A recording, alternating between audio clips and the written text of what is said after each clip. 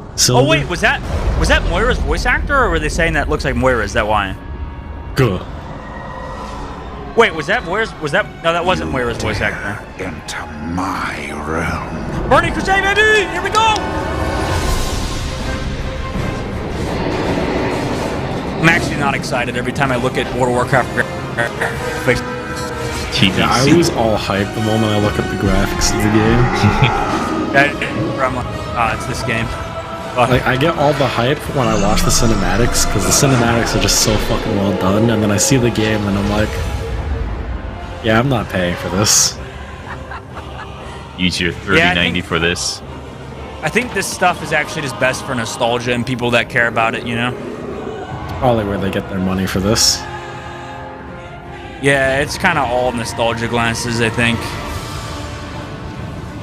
So many people overlook nostalgia, bro. Like, we were talking about Nintendo the other day, and so many people have their nostalgia. You guys even have your nostalgia glasses on, dude. Even if you don't think about it with Nintendo. I feel like I don't know what you mean. Nintendo doesn't look like this. No, Nintendo doesn't look like this. I'm just saying that their games are just kind of lame, like they're fucking old games, you know? Oh, right. I only played Breath of the Wild for Nintendo lately.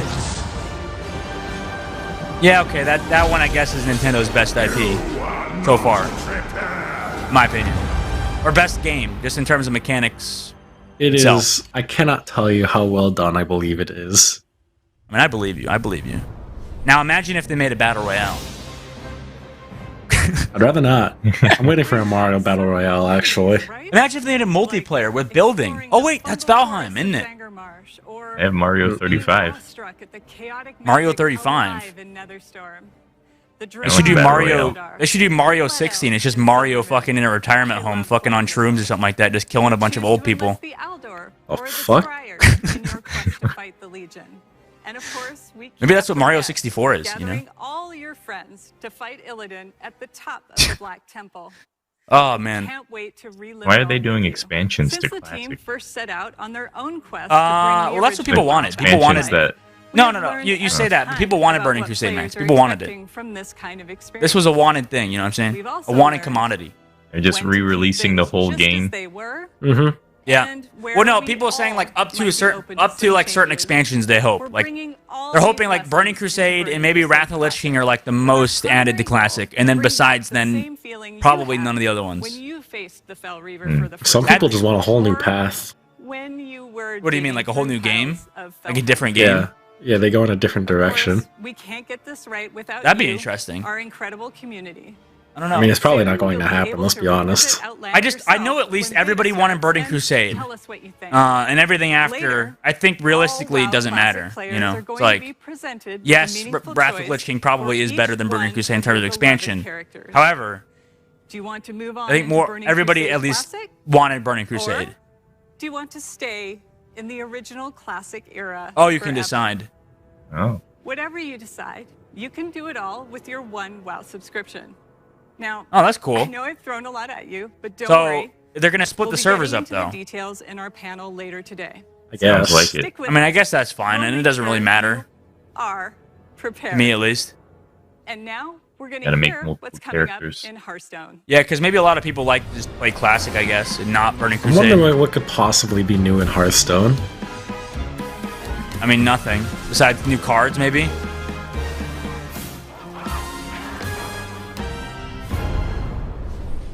Great. Greetings. Hearthstone, dude. Yay. Anthony, you need to take over in terms of the excitement for me, because I don't give a shit about Hearthstone. It's hard to get excited for Hearthstone. It's such a clear money grab. Wasn't there a time where, like, for years you didn't miss a single daily? I do not miss those days. Yeah, you even used to have TeamViewer, so you could be on your phone, right? And you could play Hearthstone from your phone or whatever, right? They just had the Hearthstone app. No, but before they had the Hearthstone app, or was that not you? Was that somebody else? That wasn't me. Oh. We launched a brand new game mode. A brand new game mode. Saw more than 10 million matches on its first day. How's your guys' British accents? We also introduced our Bad. I'm not even going to try. You gotta try, Anthony. Don't be a bitch. Don't be a bitch. I'm not going to try. Try. It's time to say farewell. Try right to the now. Year of the Phoenix. Come on. And see what's in Come on, store Anthony. for Hearthstone What? this year. Come on, Max. Welcome to Greetings. That's not. That's like Scottish. That was like Scottish right there. We've made That's I mean, I more respect like, it. I don't know, Throughout the year of the one of those Griffin, dwarves we want in to keep delivering Listen, I respect Lord it. of the I respect Rings. new experiences and make sure Everyone's What does this commenting mean? skip.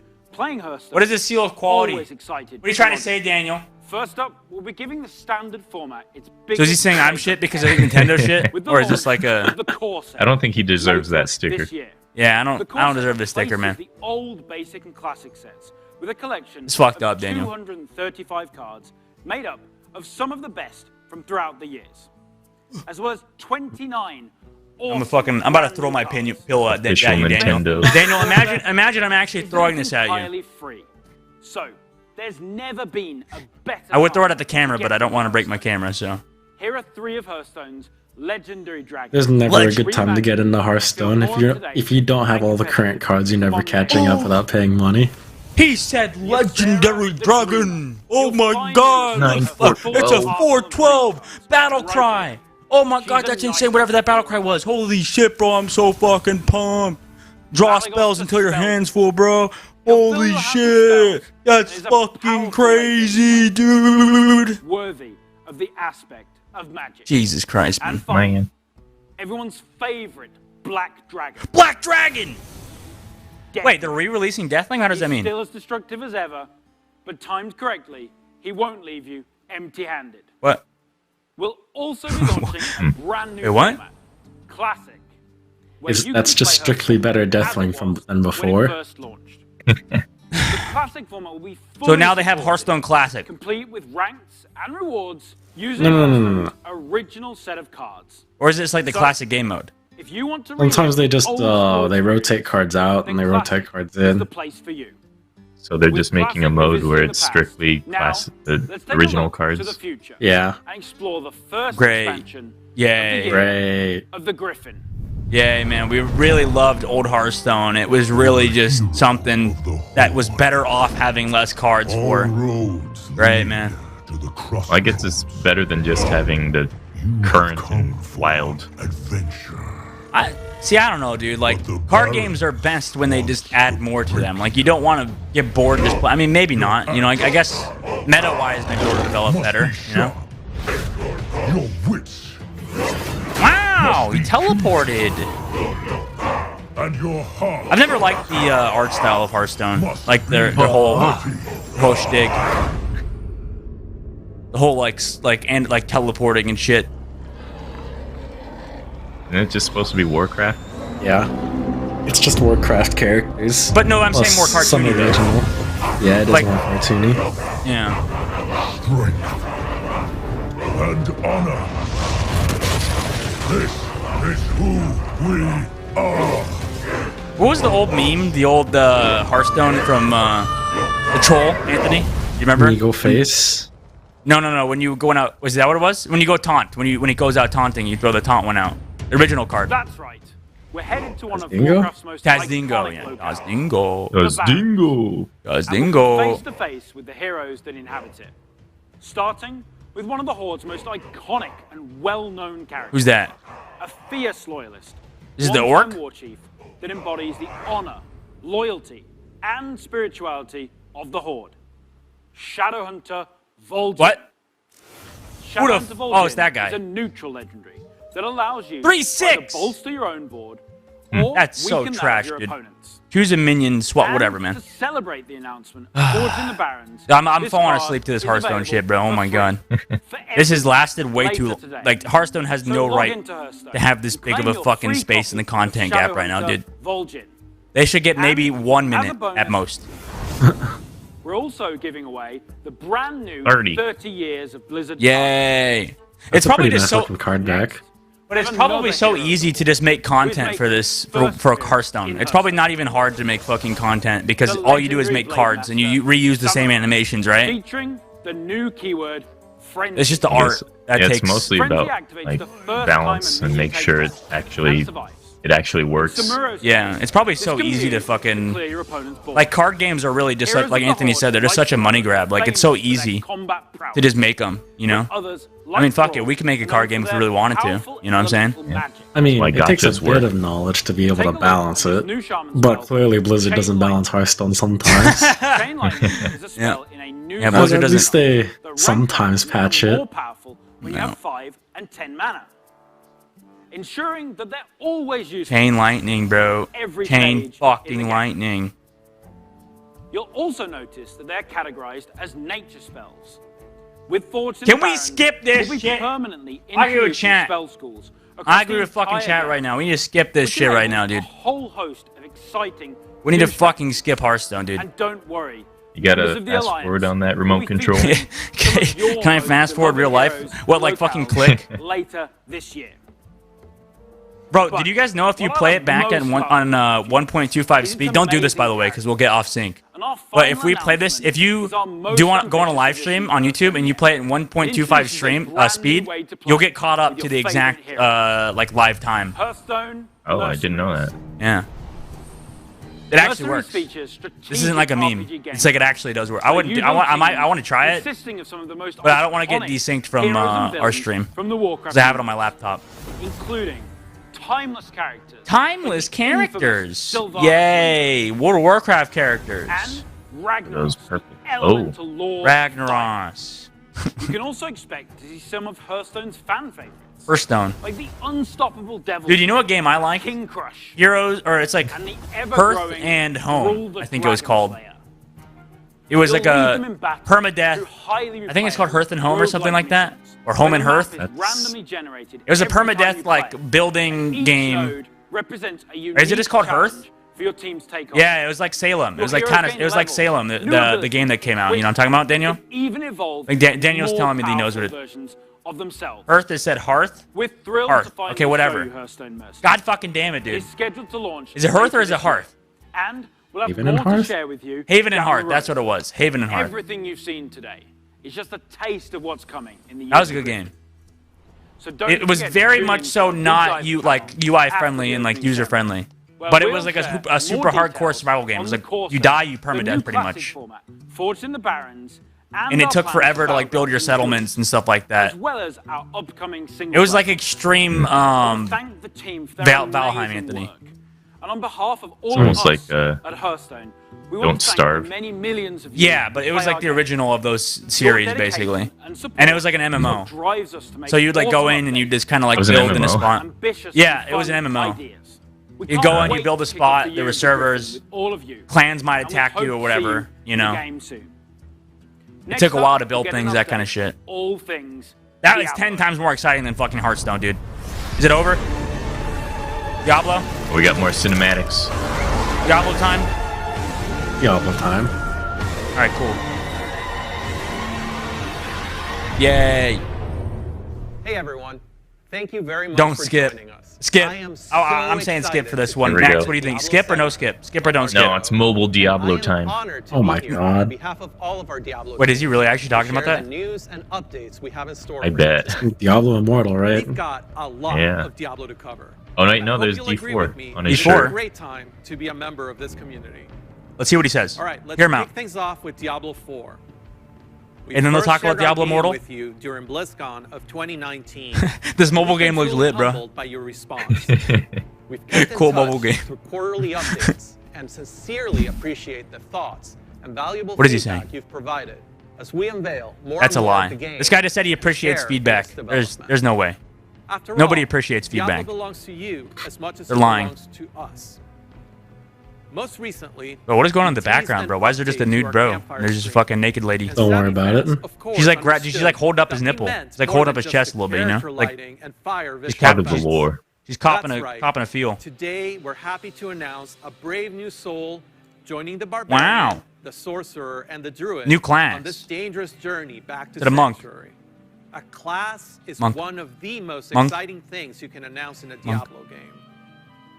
This one is especially exciting. He's to just me, talking it up. as it's a What do you think it is? re-envisioning of one of the first classes to ever appear Monk. in the series. Let's have a look. Why are people saying vegan? Vegan. Is that guy a vegan? Is that why?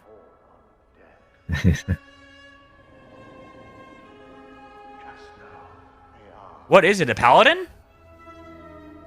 It's a new villain. Wait, is it the class? Are you trolling Daniel? Daniel said a new Diablo class with the vegan. There's no way. I'm sure he's trolling. I kind of believe it. May Akarat guide and protect me. Turns you into a fucking plant and eats you. Rip Johnny Sins. May he shepherd my soul. He died? Yeah, I know. A lot of people go into chats and just be like spamming like "Rip Joe Rogan," you know. They'll just keep acting like he died. Mercy. What are you doing here? Oh, is that fucking Kevin Spacey? Is not the time. But this is confession. He's back. He's back. No. No. No. He's got some kid's ears. I was a thief. Bro, why is he just looking at that, dude? Who stole from those more fortunate. Bro, these stupid AI that are. Whoa, ew, dude! Strayed from ew! the light and found my trade in the shadows. Ew! Why is everybody still spamming vegan? They call it. This doesn't look very vegan. I say. Assassin? Job well. Dude. Done. He's got some weird fucking kink for ears, man. Oh god, this is brutal, man. This kid's watching this shit probably. Ew. Jesus! He just joinked his ears. Or his dick. It's a dick this time. She's gonna drop a dick. Drop a dick! A heretic. A murderer. Dick. Dude, that last one's a ball sack. That's a ball sack. That's not an ear right there. That last one was a ball sack, 100%. 110%. Ball sack? She chopped off his ball sack and put it on the fucking. Stop putting emojis on me, Daniel. Fuck you. At least put the clown filter on, or the cat filter on me, like that meme from the fucking. The guy, the old man. Trial. The trial. I'm a cat. And you owe me. I'm not a cat. I'm still a person. Oh, she's only got like 4 ears. Thank the You gonna take his ear? for you. I think so. She just walks up and just yoinks his ear off of him. I assure you, Father. Well. The heavens didn't send me. Oh, so it is a rogue. Yay. Rogue. Oh, that was kind of... Wait a minute. These animations like super satisfying in Diablo? Yeah. That looks pretty satisfying, I'm not gonna lie. For like 2 seconds and then I'll probably get bored. It does look nice. They do look nice. Having like a fast, dashy character. Yeah, it's probably fun. But did they really not have a character like this before? No. I mean, maybe it's because, like, lore-wise, it doesn't make any sense, you know? Because, like, rogues are like bitches, you know? Like, why would they be fucking straight up dueling, like, 1v, like, 20 people? Like, doesn't make no sense, you know? What's that? What's going on? What is this? What's he doing? Oh. A vault to his ears. It's a vault to his ear. It is! Ew! Oh, it actually is! Ew, why would you show this spike? Oh, my... Ugh. Why? Ew. What's the point? You actually right. guessed it. You actually guessed it. The sound of that ear getting pierced by the hook is so brutal. I feel like it's gonna haunt me for a long time. What's the point? I've been a Like, huge why? fan of the Rogue ever since the original. Why did they like ears so much? Even seeing I need to like them stand come up and back like as stretch, bro. NPCs This shit's like making me lightheaded. Oh, so watching it was. There was a rogue before. served as a great bridge between the games. With the setting of Diablo 4 being a larger world than we've Vegan ever rogue. played in before, we're excited to show you not What are his just tattoos, what the bro? successors to That a the original rose? rogues in That a the knife and a series rose? have been up Knife to since rose. the fall of their Knife order, rose? but also what You allowed some to of have the other tattoos rogues these in the days? world of In work? Sanctuary might look like. The Yeah, mantra it's for in with the Diablo times 4 these has days. been Is it actually? customization Like, if you want to go work for Goldman Sachs, could you have a fucking tattoo of like a... Yeah, probably not there. The Rogue Yeah. Probably has have to been wear an a suit. incredibly flexible class, Are you allowed to have vulgar able to tattoos, though? adapt Like, what to if you any just have, like, a situation. picture of, like, Our boobs or goal something like is that to on your, like, help fucking you arm, create the you know? kind of rogue Yeah, I don't think you'd that get you hired want. anywhere.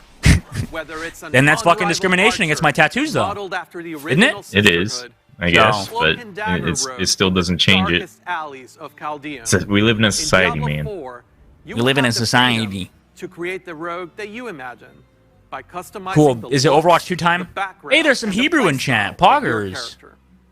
Please Jewish stick around represent. for What does our it say? segment later today. I don't know. I don't read Hebrew. I'll be joined by other members of the Diablo 4 team. I can to act share a like I know what it closer look means. At the rogue class, as well. He was saying, as some this of the guy's open vegan. world That's what he was gameplay saying in that we're Hebrew. bringing to the game. Spoilers: those severed ears are not just for show. Oh? Okay, there's meaning. Diablo Immortal! That's Here what we we were go. waiting for, baby. That's what we were waiting for. We got our phones If ready. you're looking for an authentic Yeah! Diablo Go download Diablo Immortal right now, bro. I'm so pumped. So fucking Diablo excited. Immortal has everything you'd expect from a triple. I'm pulling it up right now. I'm gonna download it. From the Still can't visceral download combat TikTok for some and reason, by the epic way. loop to an all-new story, bridging Diablo. the gap Why do you between need the that? events of Diablo 2 and Diablo 3.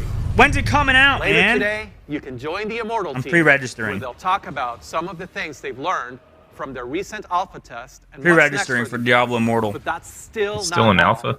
We have one last bit of very exciting. How does Diablo Raid news Shadow to Legends cover. have 4.3 When you reviews hear us talk out of about 5? the classes, the items, or the stories of If you think the about it, Raid early Shadow Diablo Legends is probably games, better than Diablo you may Immortal have already. picked up on So the absolute reverent tone why doesn't Activision we just buy reserve for that fucking golden era Raid of Shadow Diablo. Legends like they did fucking Candy Maybe you Crush? share that love of the classics, and just hearing us You know what I'm talk saying? about them makes you want to take on And then Mephisto or Bale Diablo one more Immortal. time. Or maybe Just even pay for the every first single time. YouTuber to After advertise all, it. some of our favorite Yeah. moments happened They a could. long time ago, and not just in Sanctuary years. What's he saying, huh? So, What are you saying, we punk? have a special surprise for you today. Let's check it out. Oh, Special here we go. surprise. Okay, but who actually cares about Diablo Immortal? Yeah, I don't know. China? I don't know. No, probably not actually, because you can't have. Why can't you have skulls in China? By the way, why is that actually a thing? You guys know about the lore behind China? No, I don't. I'm gonna look it up real quick. Because I can't imagine Diablo would actually be able to be sold in China with all the fucking gore and shit. Why are skulls banned in China?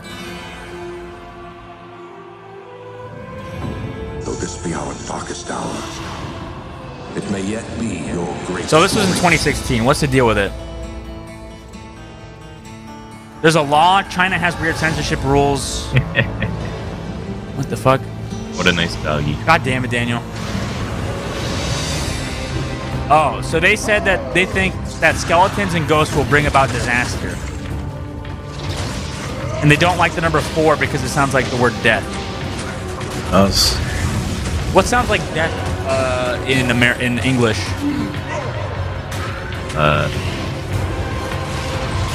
Beth. Yeah, that you probably should. It's not the same thing. It's the number 4 and the. It's just how you say it. Oh, Chinese. so you're saying it sounds exactly like saying death, basically, when you say 4. So, It's the so you know exact how same there's different tones in Chinese, right? In Mandarin and such. Oh, yeah. So it's the same, like, word, I guess, I were to describe it, with a different tone. Oh. So if I were to say like 4, and I was like 4. There you go. Diablo 2 again.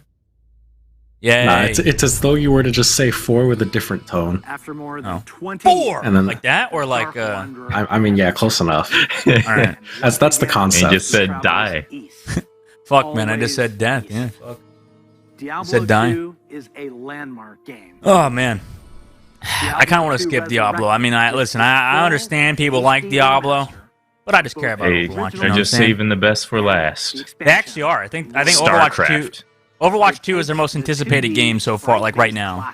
Minecraft 2, Pog. Brings it into the present in 3D. Kind of sad that they're done doing updating StarCraft 2. Lighting technologies. Oh, are they not like updating anymore? No, yeah, they're done updating StarCraft 2 entirely.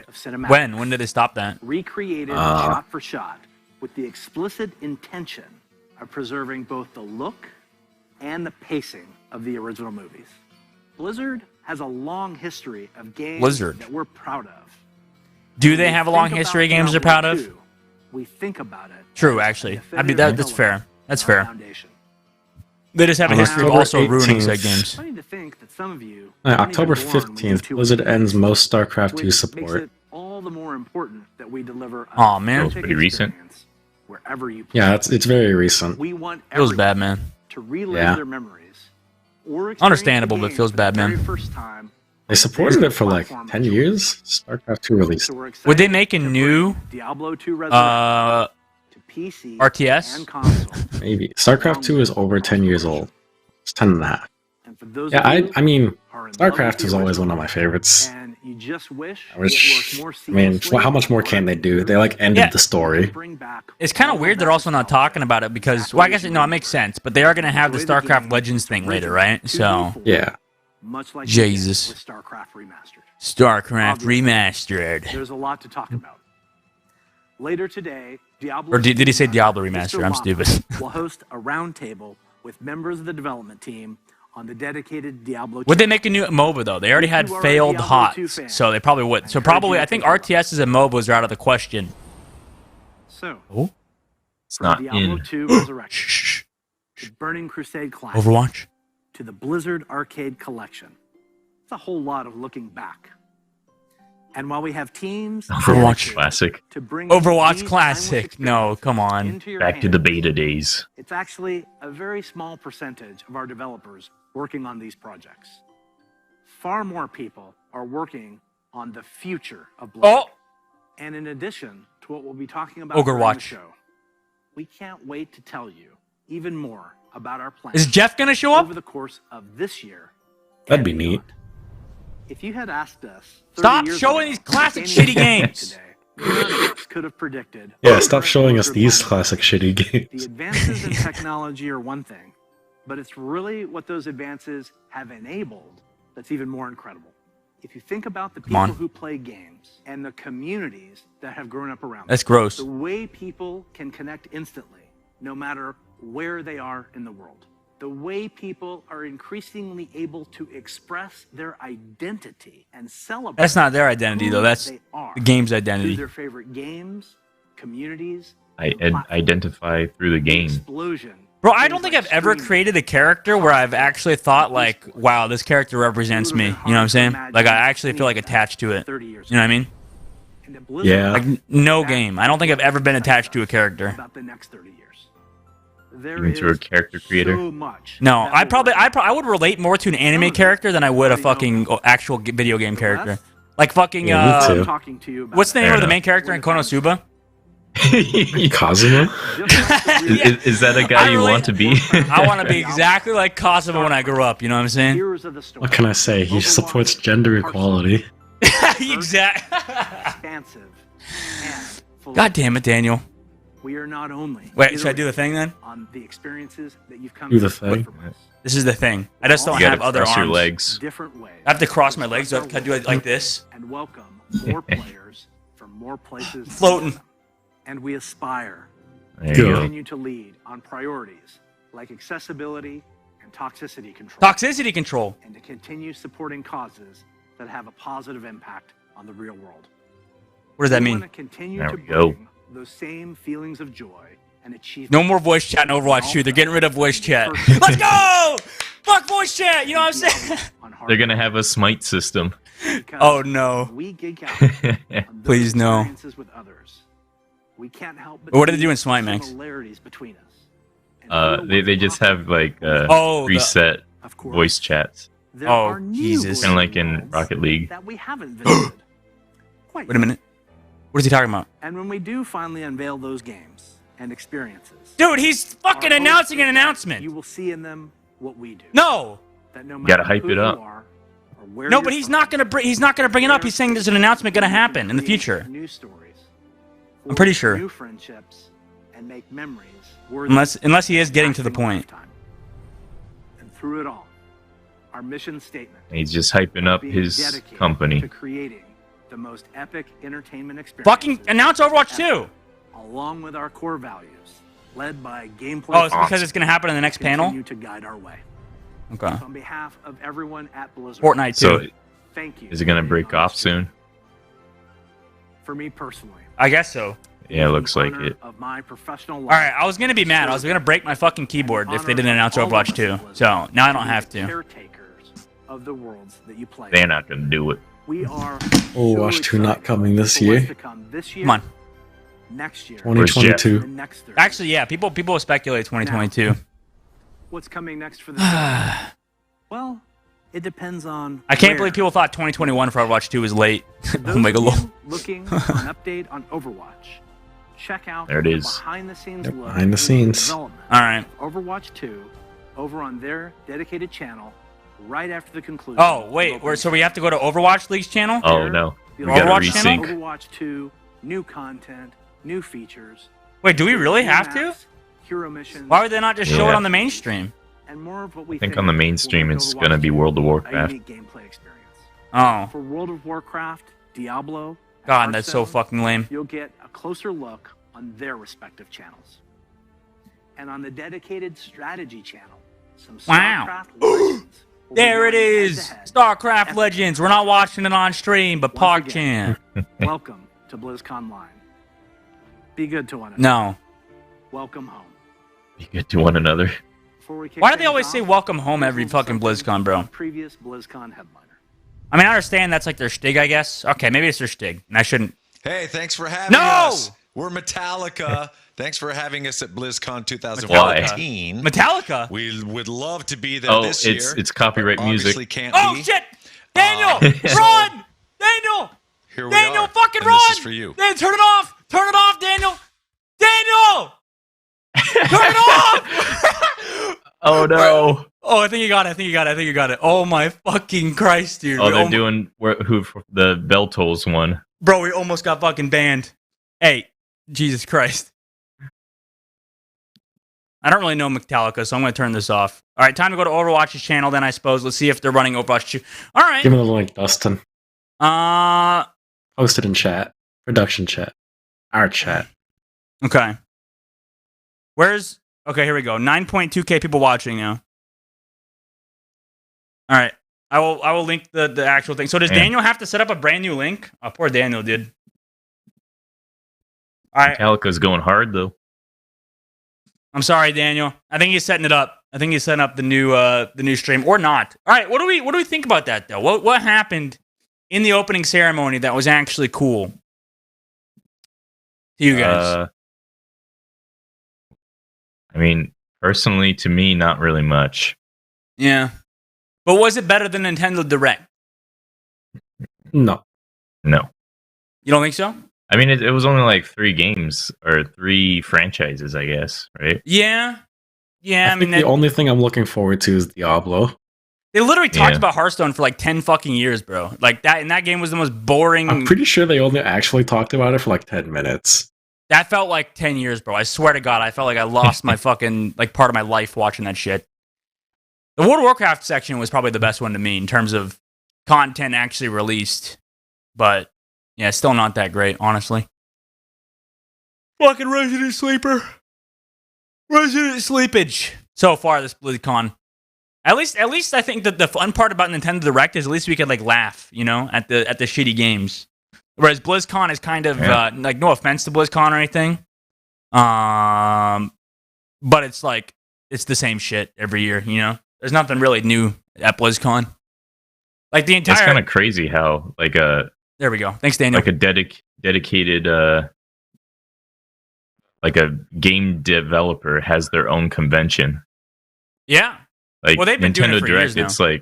it's like they have all the third-party things that are going on the Switch, but BlizzCon, it's just only their games. Well, they could definitely make a Nintendo con. Do they not have one? You think they would have one? I don't know. A lot of people probably would go. I don't think so. Wow. They have a Super Nintendo Land. Oh, really?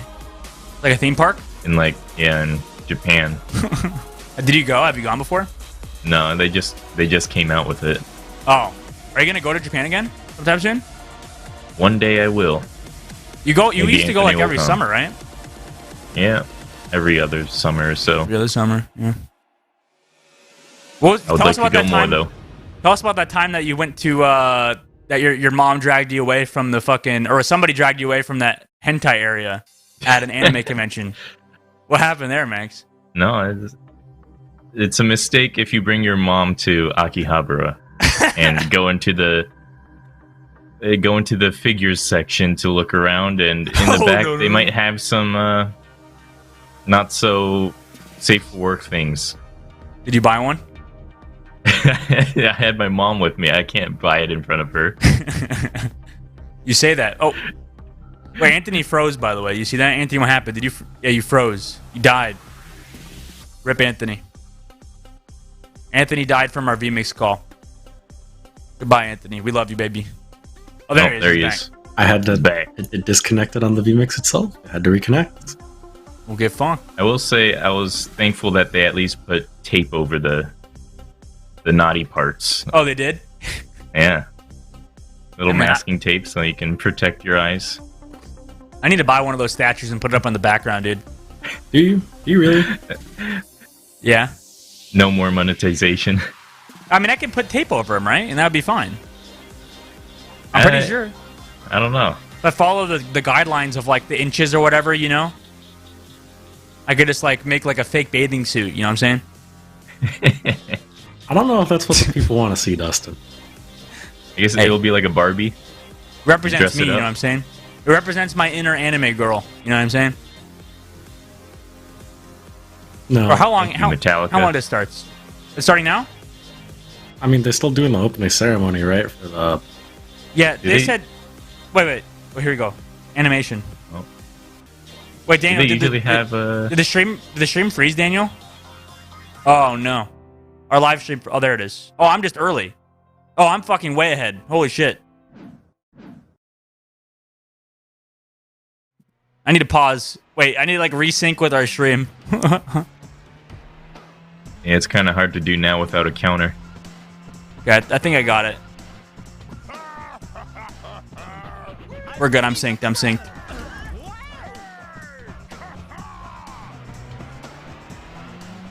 I think I'm synced. There we go.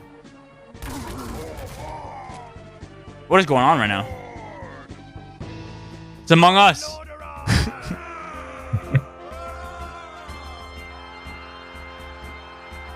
What, that guy just came in and fucked with everybody and left? Yes. He didn't care. Was that Activision Blizzard coming in and ruining everything? Warcraft 2. What is going on? Wait, is this RimWorld? Can you imagine? Dude.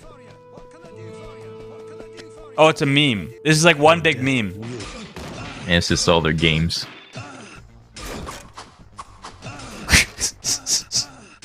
What the fuck, man?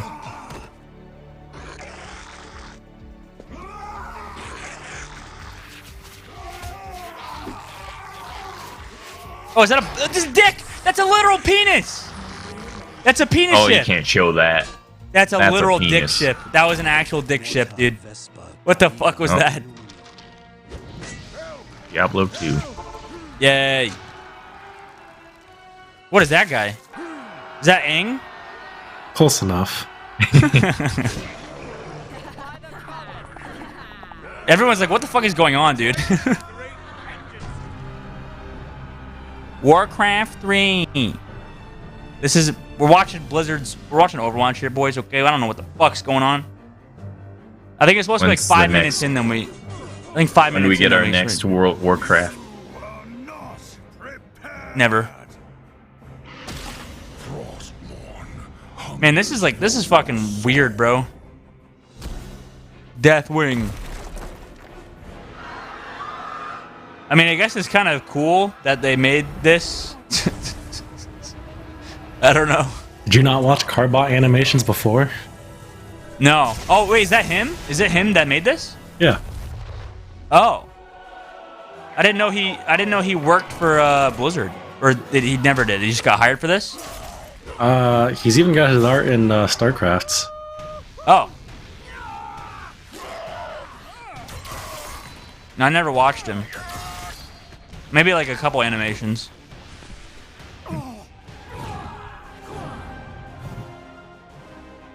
But, I mean, I don't know if that has any place in for Overwatch right now, but I mean, it's not. This is like the main one, right? All I'm saying is this art looks pretty, or this is all pretty representative of what happens in these games. Is it really?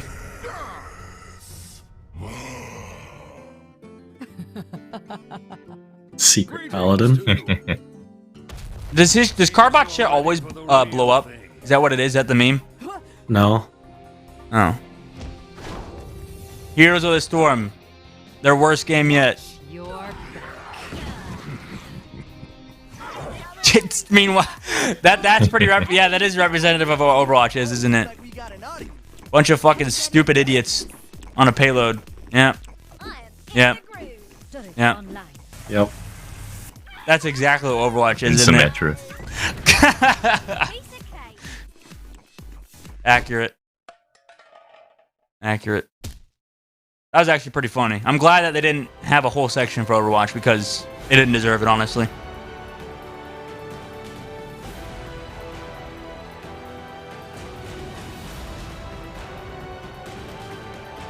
Why did he make Tracer so derpy, bro? She's got like eyes in two sides of her head, like in googly eye form. Is that a problem? Is that not basically what it looks like? I mean, it is. It really is. Oh, now they're playing the BlizzCon same Online. thing on the Overwatch stream. Yeah. This is where the Overwatch section I think starts. There was like a filter or filler.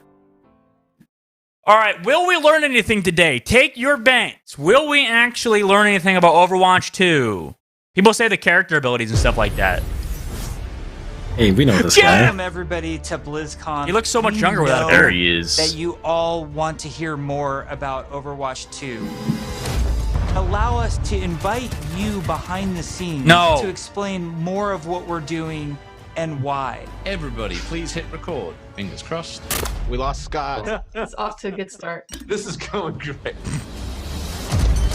We've been assembling one of the best teams. They should have done the that cat I've meme, ever dude. They need worked they need to with. fit the cat meme in there somewhere. Okay, that's all I'm saying. Do they really? Proud of the No, it's been progress forced everywhere. that I we did have see made NBA on TNT try to do it with Shaq and them. Yeah. Wait, down. Imagine what's that this? it's coming forward, boom, boom. This starts to spin. Oh, they're talking about the PvE enemies. Dude, there's so many Overwatch characters, AI characters, not player controlled characters that should have been actual I characters. think we've done incredibly Jesus, well that guy as a just team, picked up his really old to work fucking hard. dog by the dick. What the hell? What? You see that? Oh, shadow play. There have definitely been challenges, Ooh, but the that Bastion. team is really putting everything we've got behind this game. I don't know. To me, it's the next big step in the Overwatch No, universe. PvE is so New lame. heroes, game modes. I'm major sorry, story dude. beats. I just don't care about PvE at all. PvE, I see Overwatch 2 as the Overwatch for all of my friends. You know, we're always inspired by. Yeah, I would hope I gonna could play some of revitalize. with the animated I shorts. would hope I could play some of these We really wanted to Talon bring that characters for cinematic sure. Yeah. experience into the game. You can invest in your heroes and grow them over time. Like, imagine if you could do that with like the PvP aspect play this though. game. It just gets better and better. There are some things that we just can't do without a sequel. Like make more money. He said Jeff said there's some things we can't do without making a sequel. Far, and I hope you enjoy this behind It's the money. look. It's the at money. Overwatch It's 2. absolutely the money. More money. PvP. Okay. All of our players at home, they Maps. want to see one of the new maps One that map. we've never talked about before. Really, I can just like, I What can is just it? talk about anything that I want to. That's a lie. Yes. You're serving this up to the guy that is like unintentionally leaked information in past interviews. That's a lie. And they can edit this. You can do it officially now. Okay, so Jeff one is of the pretty maps cool, that by the way. I'm- Jeff's I'm actually a nice dude. Most excited. I know for nothing about him. in Overwatch 2. I met him once at the after party of Philadelphia final. I don't know if he was actually drinking or not, but he chatted with me for like a whole 5 minutes. For our players. So we're having a lot of And then fun another coming guy up walked with up the and wanted to talk to Overwatch him too, and kind version of was like we wanted a very slow cringy. romantic So just sort left. of this powerful feeling of old world architecture. One of the most exciting things Rome? for me is the early building of these maps, where we get to sit down together with key people from the environment Wow. team, level designers, What is this? effects groups. We'll spend some time talking about My dog is barking like moments in the crazy. game that we really want to see. Gotta Like the take her Colosseum out. or a grand view of Probably the hills do. of Rome in the backdrop. And then we'll go back This is a and do longer stream than our paint-over, or usual, we'll so- do a concept painting of certain things based on that. We try to draw inspiration from as many different She's sources borking. as possible. For example, Wait, okay, one one of our second. environment artists had just taken a trip to Rome, and he returned with thousands of pictures and was so excited to work on a map set in Italy. There's a lot of ancient Must be nice to architecture in take a Rome that represents the company trip empire there. that it used to be. So we brought some of that back. Some of the things that are destroyed in real life, we kind of rebuilt in a kind of an Overwatch style. It's one of the most beautiful pieces of environment art that I think we've made for the entire game, and it just absolutely took my breath away. What kind of map is going to be? Maps? Yes, Scott. Scott, why don't you have the honor? Why don't you reveal, like, is there an artified, like, let's pick an artified one. I know what map I want to talk about. It's the one that I just get super excited about. New York City. New York City is just an amazing Overwatch location. We're really striving to make it as authentic as possible while still putting this Overwatch spin on it. There's a lot of amazing buildings and architecture pieces that just, especially for artists, stands out a lot. And they usually use this kind of Art Deco style from the 1920s, 1950s. We started in an area that's a little bit like the village. There's some smaller shops there. There's a fire station. New York, little pizza places and things that people that are familiar with New York City will either recognize or let's see the Rainbow Six Siege see map. the reference I haven't that said we're anything trying to about what make these with some of our map different modes locations. are. It feels like something you haven't seen in other games before because it's uniquely Overwatch. Well, we should move on. Otherwise, we just have to reveal more maps. Are they just wait? Are they just releasing a bunch of maps? Is that what they're doing? And you know, I guess it was just the two. That I think is really interesting about PvP. This is definitely why we don't have new content in Overwatch. Some of the philosophical changes. I wonder if Jeff's been getting like hair transplants, dude. PvP feels. I mean, if you're rich enough, why not? Upgrading our combat. It doesn't look like it The though. roles are playing differently. When it comes his to hairline's maps, pretty receded it's for him, sadly. Pretty big departure from How where old we is he? are on live right now. He's like So 40 something, I can't think, wait maybe to 50 see something where now. we end up with it by the time we launch this thing. That looks about right. We're also experimenting with what we call role yay, passives, dude. which are passive abilities that a hero can have based on what role they are. For example, currently in our internal builds, the tank heroes all have knockback reduction against Tank them. heroes have and they also knockback generate reduction. less ultimate charge for enemies that are shooting at them. Damage dealing heroes have a movement speed bonus, which is great for flanking. Wait, are they around talking about the beginning of the game? Wait, what? And, healing. I think it's just heroes, general. heroes They'll always have this for the rest of the healing that time. kicks in after they haven't taken damage for a while, very similar to Mercy's passive, but a little bit of a lower rate. For what? One of the more shocking PvP? changes that we've been exploring in Overwatch 2 PvP is a change to the tank role entirely. That's applied to all of the tanks. We want to try to make them more toe-to-toe brawlers and less characters that just stand back and protect other people. So for example, for Reinhardt, we've given him 2 Exactly charges what you of fire don't want. strikes, so he can throw fire strikes a lot more aggressively and more often. Also his charge, he's able to cancel it now, and you can steer it more aggressively. No, so don't buff you tanks! can cancel not it. quite turn a corner, but you can definitely more They're buffing actively aim tanks. targets, and Holy because you cancel crap. it allows you to use Fucking it much more God, aggressively. Look at that and, turn. you know, really go after those key targets without feeling like you're going to sacrifice, you know, all of your positioning, everything to get there. This is almost more terrifying now with this, be able to unleash his full arsenal. Tanks are more often. buffed. Kind of just being Bring the guy with the Overwatch shield. Classic back where tanks were dog shit and Changes to DPS players were Reinhardt OP. that we're trying, and That's they when might not Overwatch is ship. fun. That's just the Please. reality. But the changes that No. we're trying right now are to try to embrace more of that instinct that players have. Look at him, when he's they holding wanna W play with 700 a big, burly HP. character that looks How the fuck is that aggressive skillful? and feels like it should be aggressive. God, bro. Yeah. Right. Yeah, he's gonna Ryan's need back. a nerf.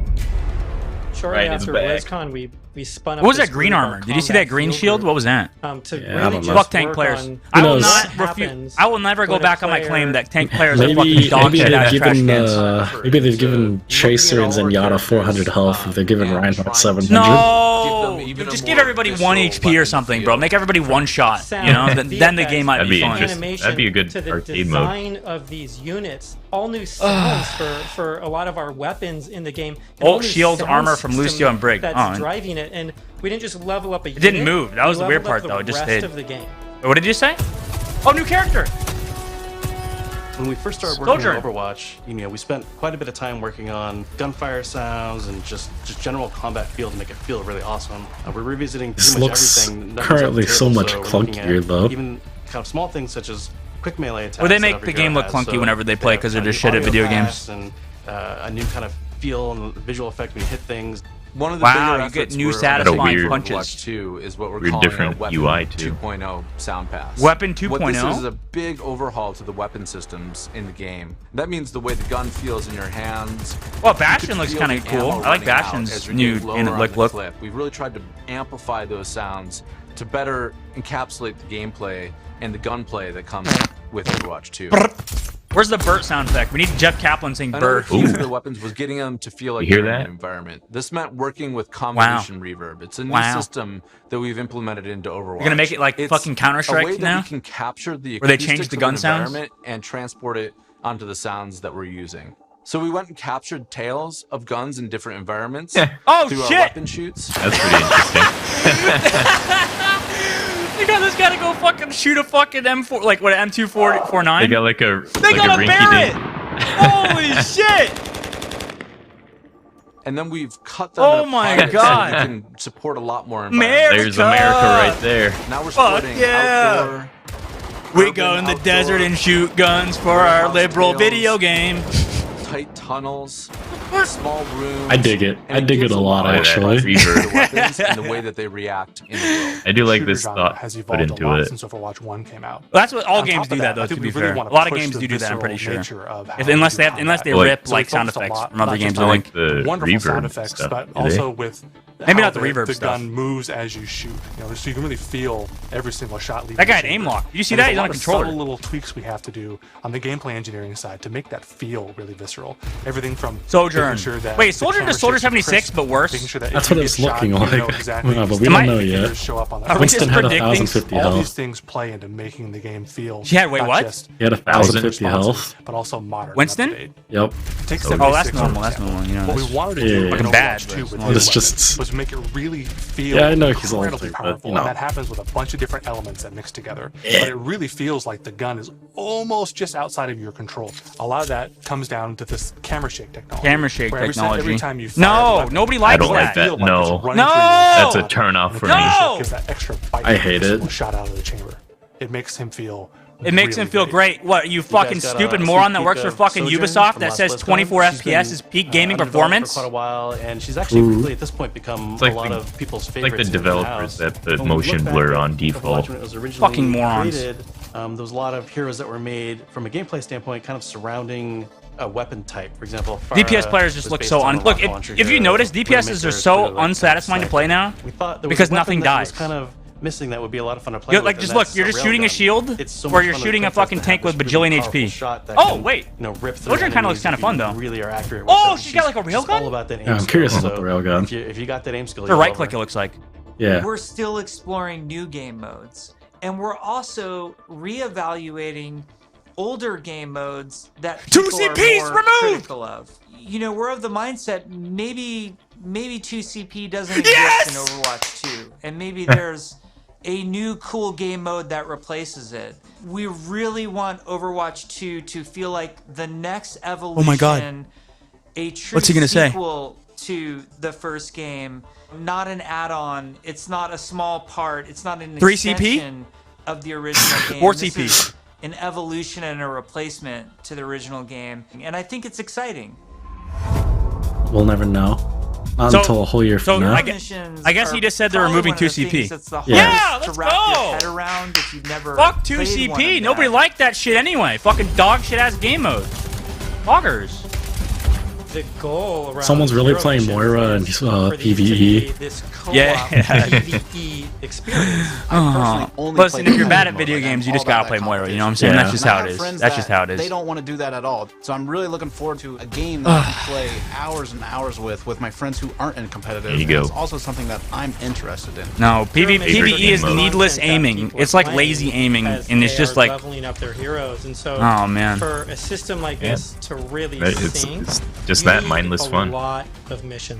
We It's not don't fun, want though. Players to feel like they're just in this grind to get to the top. And there's a lot of really, really good back-end So you can technology grind for that we're PvE. I mean, I guess I exploring. respect So that, but the making that the heroes are fucking constantly main bringing thing, their dude. personality and some I don't know, backstory Chief. to these hero missions as well. What? COD is The not goal is my to make brain dead. Fuck. as COD is many not as brain dead. possible. You guys are Hundreds morons. of hero It's pretty missions. brain dead. It is not brain dead. It is not brain dead. There's a lot of skill to it. It's not all that much. There's a lot of skill to it. What do you mean? And there's different timings, positioning. People actually die on like Overwatch. But there's no aiming skill, and that's the only part I care about. In Call of Duty? Yeah. There is definitely aiming skill. What do you mean? There's not that much aiming skill. There's so much aiming skill. What the fuck do you mean, dude? It's not that much compared to other shooters. Like what? What, like Counter-Strike? That's just different. It's a different aiming. Compared to any other competitive shooter, I swear Call of Duty just doesn't take as much. It does! Bro, especially on PC playing against controller players. If you were saying maybe for console players, yes, but that is exactly what I'm talking about. No one plays PC Call of Duty and competitive. And the payload made I do. I might try it after I get Radiant and Valorant. That was really I'm close, by the way. I'm almost D3 now. I'm trying to get Immortal in 1 week. Lan, our lead oh, tech this is where they showed the blizzard, the dust storm or whatever. On our own free time, made a prototype of a sandstorm on the Temple of Anubis map. And at the time, we didn't know what we wanted to do with that, but it was awesome. What? They just showed it. They're like, "Hey, that looks cool, bro. Let's just show the sandstorm, bro. Let's just show this fucking sandstorm. Why not?" But won't they get rid of Anubis now? Start the mission off, clear day. Yeah, they are getting rid of Anubis, hopefully. Mission suddenly this. Oh, that looks cool. Or heavy weather. I mean, it looks cool, but like, the world just feels so much more alive. It makes it feel alive. I don't really care about that. I think this is overrated. I think everyone's saying Pog right now, but when it actually happens, people are gonna be like, I wish I could get rid of these weather effects that are happening in my game right now. Yeah. You know what I'm saying? Like, I guarantee that's gonna be the fucking topic in like 2 years. To get a sense of space and mood. This is what really brings the levels to life. Cool reflections. For me, the dynamic. The fish reacts though, like in Call of Duty, though. Do they have interactive AI? Wind in the atmosphere blowing by. It's a much more cinematic. Okay, weather graphics. A lot of this shit better be toggled, dude. Yeah. Mission, you look at a map. It's nighttime in Necropolis, or there's a sandstorm in Necropolis. Players can make some comp choices based on knowing this information. Characters like Hanzo or Widowmaker start to be a little more valuable because they have abilities that allow them to see through the sand more clearly. This is not as cool as they're making it seem to be, bro. I'm sorry. This really ain't that cool. Hero missions. Yeah, let's talk about the objectives. Players are being asked to do different things from one hero mission to the next so that they all feel really fresh to the player. For example, we have Gather and Return. Yeah. We're trying to go and grab these different canisters to kind of safeguard them. Is this like a a go off and capture the flag? In a negative way. It creates this really cool tension in the world where on the one hand you're trying to split up. Bro, it's just like fucking Left 4 Dead 2 gas tank but at mission. the same time, now you're having this is kind of like spawn that are really difficult, and if you kind of if you remember the Battlefield game, the heist one, the one with the robbers and the cops. It feels extremely cooperative and like a very different way to. Oh yeah, I do. Universe. Yeah, it's like that one where you would go collect money bags and stuff like that. All sorts of ideas and. I mean, I don't think it was like a huge Heyday the Heist. Yeah, I think it's too complicated of a game mode for like Overwatch, but I mean, whatever, I guess. Enemies for people to that guy was just walking through molten fucking lava. Okay. Play different God, I hope fucking characters aren't more tanky in Overwatch 2, bro. It looks like they are though, or people are as bad.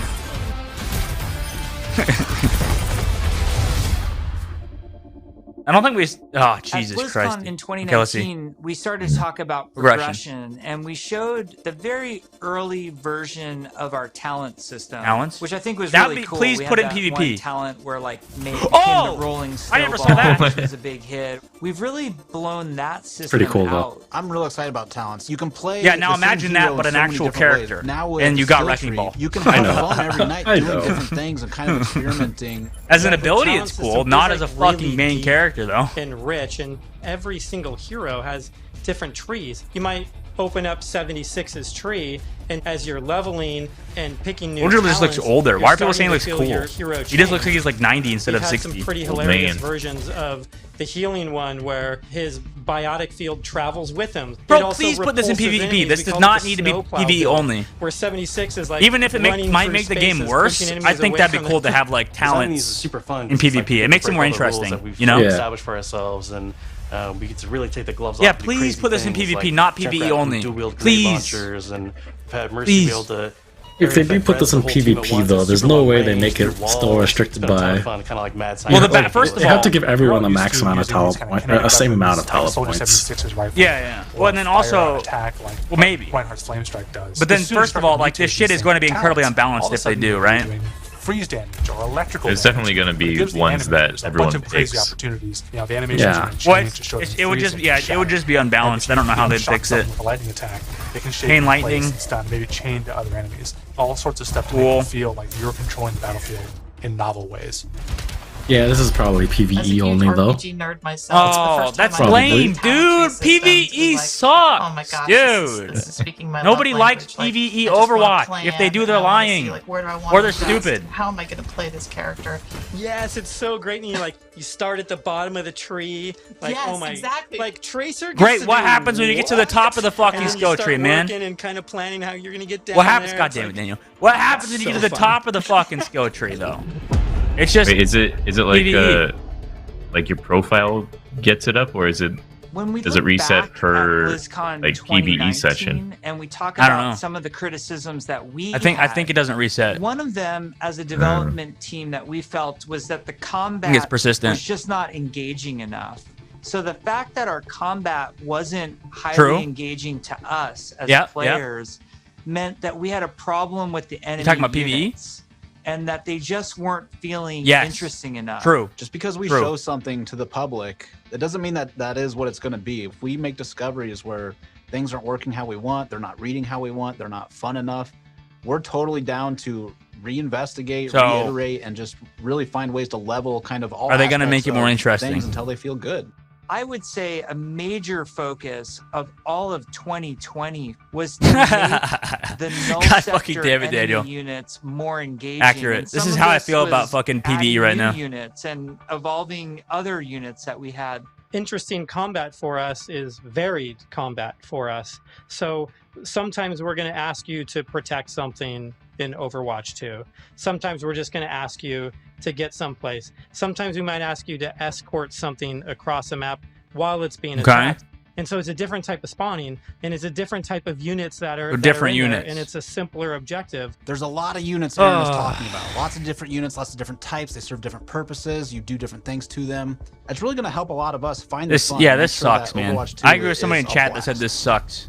One of those sets of enemies is what we internally call objective units. This is what everybody feared that Overwatch 2 was going to be. Don't even attack. Everybody feared it was just going to be PvE like shit. Like the Breacher. It's two legs with this huge bomb on its back. And nobody wanted that. Built to do one thing. Literally nobody wanted PvE. Methodically march towards nobody. Yeah, this is what revitalized the game. Well, like what? I don't know. What would they do with PvP? Starts spinning and I don't know. Just re-release the game. Fucking make DPS characters overpowered so people that play FPSs want to play the fucking game. Anything but this. Just re-release it. Even you would probably get more people giving a shit. They're little. We call them the chickens. Than PvE, bro. You know, we have a guy we're experimenting with right now. I don't mean to be a fucking Debbie Downer about this shit, but this is just fucking lame, bro. Expanding smoke fields that you have to escape from, but because they're super deadly, so you really get to use your mobility options to kind of escape that. Yeah, that's true. Like it'll get a different audience into Overwatch. But what I'm saying is that as soon as you hear that, they would have got if they were going to go into a different direction. If they were going to make anything, oh my shit, this refreshed on me. Very tall, elegant-looking character that's blindfolded. 3 orbs. If they were gonna add something new, they should have fucking made a battle royale or some shit, bro. Like not. Launched them at the player, not this shit, bro. Activate this tractor beam, and it's bringing you in, and then you get this awesome like anticipation of the hair opening up, so you know what's about to happen. There's no way PvE is going to save Overwatch, dude. It'll probably bring people back for like 2 seconds, and then they'll go play another game. To feel like they're just. Oh, this now, if you had a battle royale, though, you know, feel like they have different behavior. I'm telling you, 2 seconds will be good enough for. What? $60 that they want for this? He fires his gun. He dies pretty simply. If you fight elite grunts, his weapon fires in a burst fire. Squad battle royale. That might be close. And if you manage to take them out, they don't just die right away. They instead can crawl on the ground. No, why would you want that? You try to back away. Zombies. This is their shitty version of zombies, dude. Yup. Artillery at BlizzCon. We're all just staring at this, and we're like, what are we going to do to level this up? One of the things we really felt wasn't coming through was the damage states. We intend for players to shoot these guns off, but currently it's not reading as something that can happen in the game easily. We change the design, we change the animation, and we go back and forth and continually iterate. We decided, I'm so hey, disappointed. You know we're gonna just delete half of these damage states, so now it's super readable. From an animation standpoint, we decided on Why don't they have skinny damage barrel states on the just active this really characters? nice kickback. The tip I don't know. of the barrel opens That'd be up cool. when it's about to fire. It'd be too much for a PvP. It's really amazing to be. Just based on how long you're talking about this, dude, that just means that this is the big deal, you know? They're actually visibly taking damage, and then you can blow them off, and it reacts. And that just depresses me. And really makes. I mean, I'm still gonna play it. Super fun. I'm still gonna play it and be probably, you know, these are evil enjoy it. Intent on marching But down. The way you're going to stop them is by shooting. it could have been so much And we better. wanna make This, sure this that could have been feels a much different responsive and scenario. visceral. Really making sure that when they take a hit, it feels like their whole body has been punched, almost like hit by a truck. That's what really Like sells this is the only fantasy that you're people that playing care about this superheroes. kind of shit are One game of the cool pieces developers. of technology that we created was what we call chain hit reactions. Oftentimes, you'll find null sector bunched up, marching. I mean, that is kinda maybe cool. It half makes a it more dozen satisfying, units at least. abreast. You Respectable. expect if you shoot one, they're going to knock into their buddies. That's So kinda We respectable. made that happen. Turns out it's really fun too. Great. I guess that might make it more satisfying. That is kind of cool. That's actually the first thing that I saw that might make PvE more satisfying. Is the of your hero, but also the knockback thing. You can go into different enemies and shit like that. Change and move forward. So we have a lot more new looks. New looks. So I'm excited to see how players and fans react to all of the ones that we've done so far. You can finally open your loot We'll share boxes. some of those new looks today, which would be Can I sell my skins? Bro, I should sell my reveal, skins. That's what I want. McCree's Cash new cow look like for Counter-Strike, Overwatch bro. 2, as well as Pharah. And Cash we're cow really this shit. excited to show off some of our first villains with Reaper and Widowmaker. But first, I wanted to talk a little bit about Reaper and Widowmaker. kind of like technical clothing. Clothing, What wow. that really is using very Wow. techie fabrics. Bro, as it's well like as, Cyberpunk. You can having change like very each part of your intricate but clothes. functional You know what I'm saying? straps Designed in a way that it's very aesthetically pleasing. With McCree, we took a couple of different approaches. He's got this classic cowboy So they just look that is changed really hard to their mess with because their shit if up. you try to Okay. make him too sophisticated. God, or Overwatch too people are so techie, it might fucking not cringe, feel right man. to the character. But Jesus. as a concept artist, you always want to. The entire chat is saying, "Hey, daddy." Like, Jesus fuck, man. Red Serape as I the am main thing for fucking McCree. cringing. We also tried a couple different things with McCree's cowboy hat. Where's We my didn't really wanna cringe? mess with that too I need my much cringe spam in the because chat that's now. A very iconic part of Why? him. So that's another Jesus, piece that Overwatch we people, kept. dude. We tried some. Oh my retro fucking cowboy God. looks that mixed in some It's just tech so here and there. cringe. Some that were a little bit more techie than others. Some that were a little bit more classic cowboy. Listen, I We gave him respect a it. little You know, bit I of a guess I need to longer beard, respect it. I need to and respect it that really people gives actually him give a a shit about nice these kind of, like, characters, and I just more don't. aged look. I just don't. What's different about Pharah than some of our other heroes is Pharah's completely covered in armor. We didn't want to change her silhouette too much. It was more about experimenting on different colors. So it felt really appropriate for her to be the one to harken back to those original Whoa, Overwatch man. colors of white and blue. One of the things that we Aesthetics. wanted to update on Woo! Pharah was her visor. Are these Instead just of like being new completely skins, or opaque is it and just? reflective, we No, tried they're a changing little their bit more actual of a aesthetic. transparent approach, Oh. and being able to see Like the through it default a little skins. bit now allows us to see some more of her emotions. Reaper was actually the ones I was very excited to work on because I could see Reaper. a lot of potential in how we can integrate his clothes. Reaper was already kind of one of the more like, and his armor and how we can you know, make detailed all those shapes characters. really sing Yeah. within that classic, Reaper silhouette. We tried a couple takes with the first pass, like completely silver arms, more layers to his jacket. Reaper's mask is obviously pretty sacred to us, but the thing you'll notice immediately is that it's now completely silver. Instead of the bone white, Oh, he's got man. this like almost like deadly edgy silver. That just gives him that classic Reaper look. With Gave him bigger Widowmaker, shoulder we started pads. with the IDA stage, exploring Oh, more shit! ideas. Shoulder pads. We tried things Oh, like a more shit, Widow's insectoid hot. approach, Treasure Hunter. One of them. Widow's still the hottest character in the game, 100%. So we kind of steered it You got a back full towards body more suit. cyberpunk-looking ones, almost like a futuristic femme fatale, which is basically what Wait. Widowmaker is. But she even feels more No, never mind. upgraded. So I'm super glad that we went down this route. I can't We played make with different I can't hairstyles, make too. Widowmaker any has the jokes or really anything long like that. ponytails, Apparently that's not really accepted these key days. part of her look.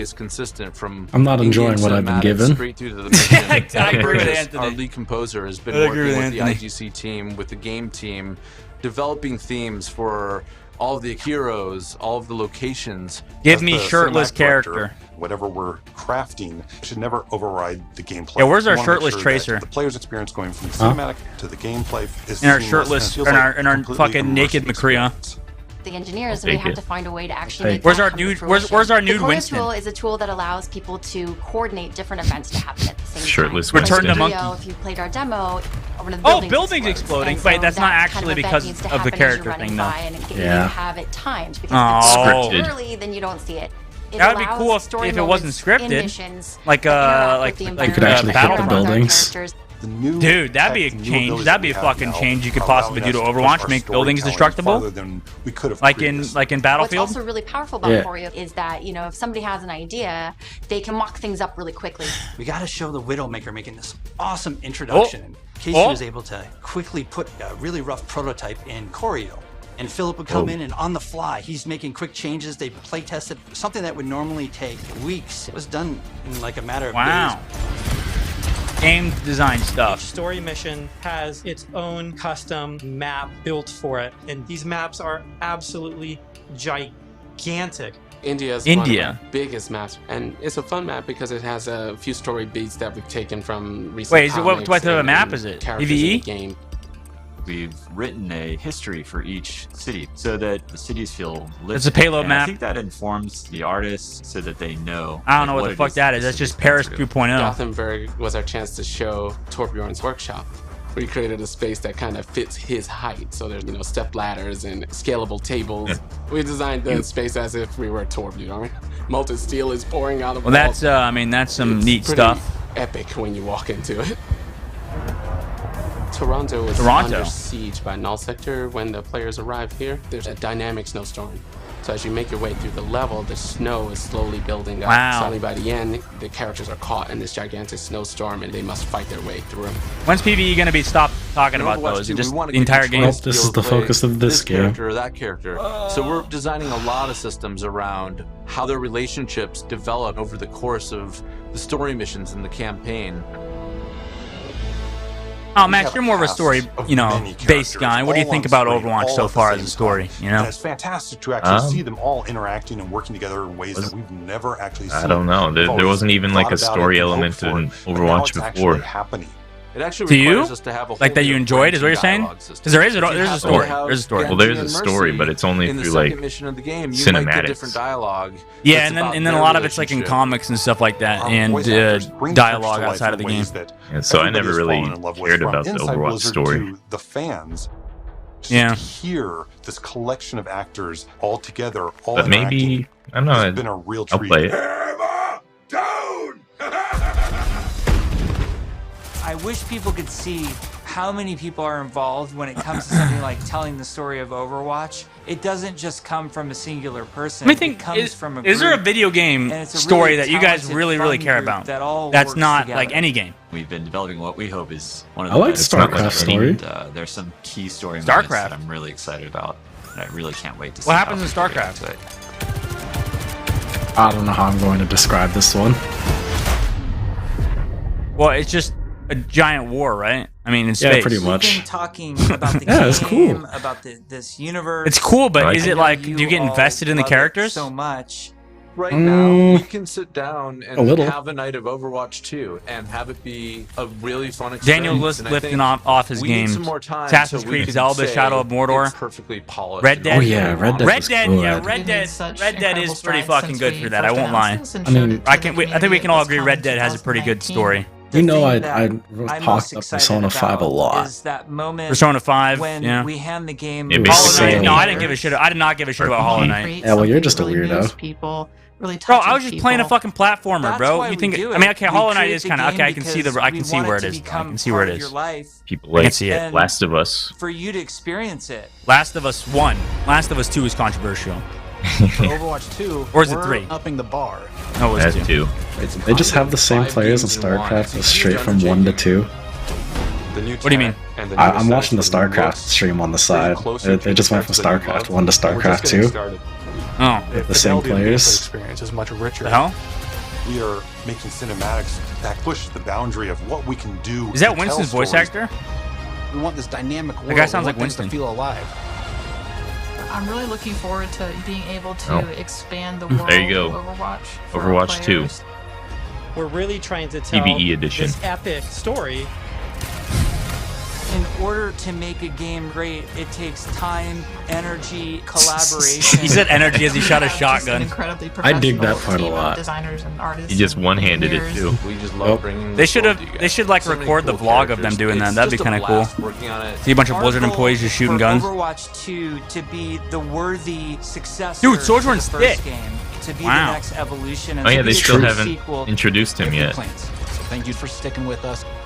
We're gonna cross the finish line, and I know it's gonna be awesome. I hope people just end up loving playing it. Wait, they were in the spawn That's killing what we enemies. want to What? try and capture. I'm jumping in. I'm playing. Let's go be heroes.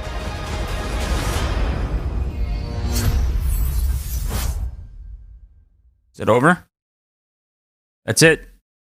That's it, I think. It's done. There it is. It is, That's Overwatch 2. Wow. Jim Raynor looked like a fucking dwarf in that. I'm gonna Golden quickly loot give boxes. The fuck did they do to his face? I'm gonna quickly give my thoughts on All right. Overwatch 2, and I'll get your guys' thoughts. All right. We'll get the we'll see the voice actor stuff in a second. I'm incredibly just unimpressed with everything. And I understand the game's maybe not for me. You know what I'm saying? Maybe Overwatch's story, maybe the whole area, everything is not for me because I've always been like a Counter-Strike guy anyways. You know, like that's been my genre that I've always loved. So maybe it's not for me. But that's the forewarning into my opinion that's coming now, okay? Because to be honest with you, you know, I just am, it's just, like I said, it's just not for me, but I have my opinions that are just going to probably upset a lot of people, you know? They're probably not the same opinions where you imagine if you watch, you know, Plat Chat or something else that has, you know, a more Blizzard-oriented approach to this. If they were like talking and they're like, oh man, I love Blizzard, oh, that's so cool character design, whatever, okay? I don't give a shit about that, okay?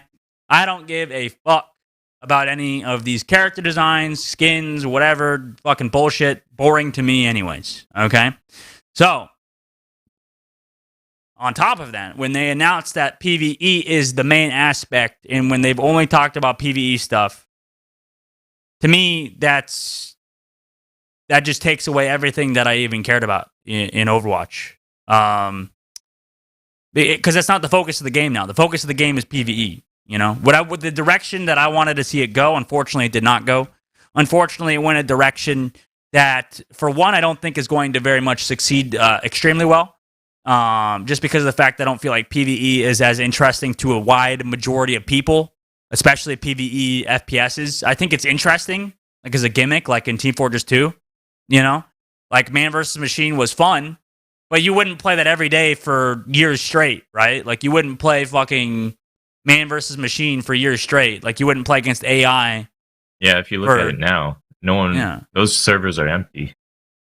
They're going in the direction of Team Fortress 2, basically, identically in the direction of Team Fortress 2. I just realized, which overall, yes, they're releasing a new game and it will boost it up, but this is not the path to becoming a game as big as Fortnite, as big as some of these other games that have lasted, Warzone, that have lasted millennia, Minecraft or whatever. Like, this is not the direction you go in order for it to be an explosion. This is a direction that you go in order to kind of spurt out or sput out into space, you know, as a fucking like dying cow of a ship.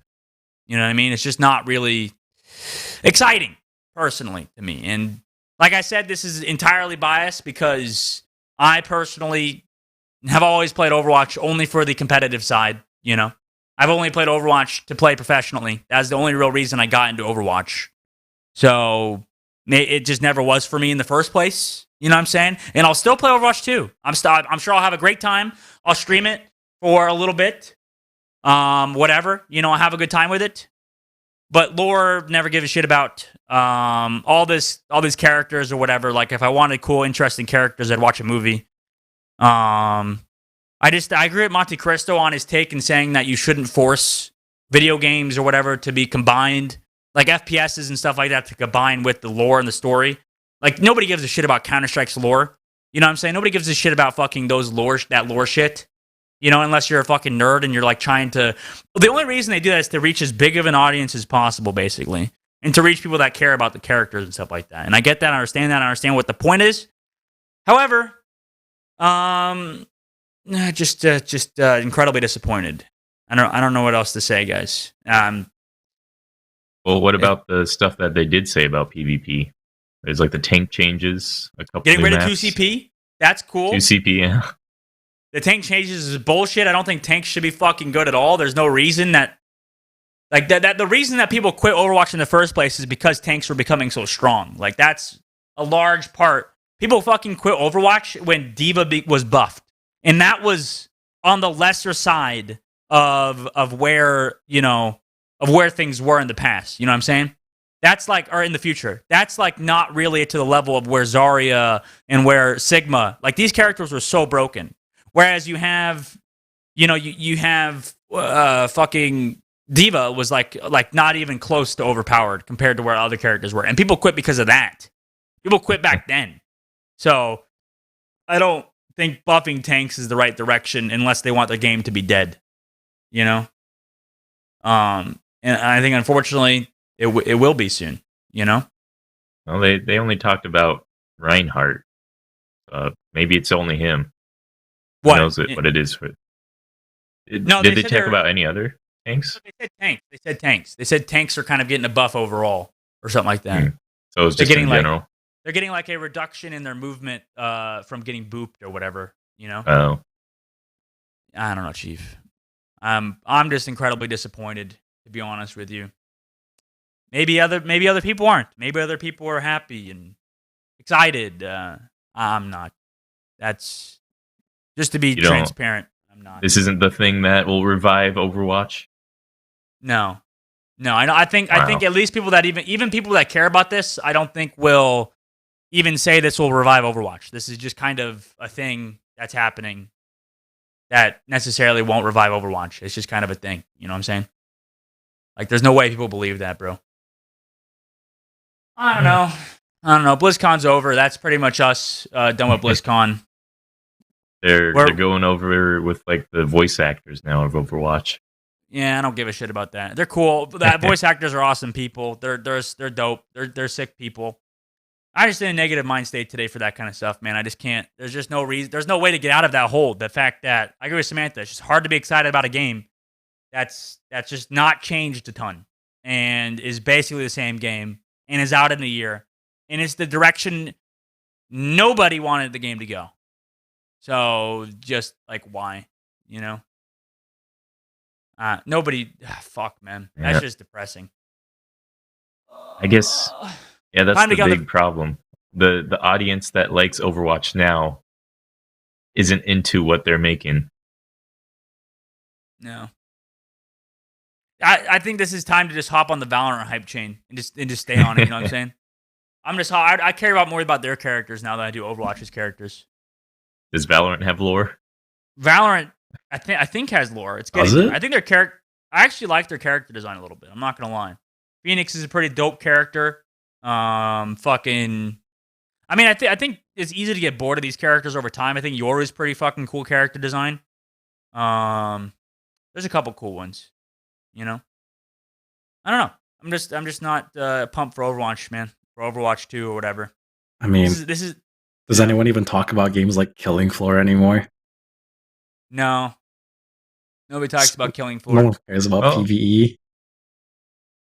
People liked it when it came out. Yeah, when it came out. So we'll have like a year, maybe 2, Overwatch 2, and then it's dead game from there on. Yeah, maybe. Yeah, something like that. That's all it needs. Just another year. Oh, I'm just devastated, bro. That's just devastating. Just devastating news to hear about, bro. It's like hearing somebody fucking died, you know, except I just heard Overwatch died just from that announcement.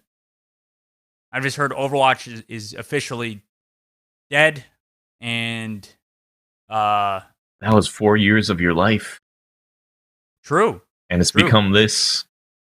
Well, I mean, to be fair, it's just like that's why I'm looking at other games and other shit. I kind of became detached from Overwatch anyways, like 3 years in. You know what I'm saying? Like it's already kind of a genre.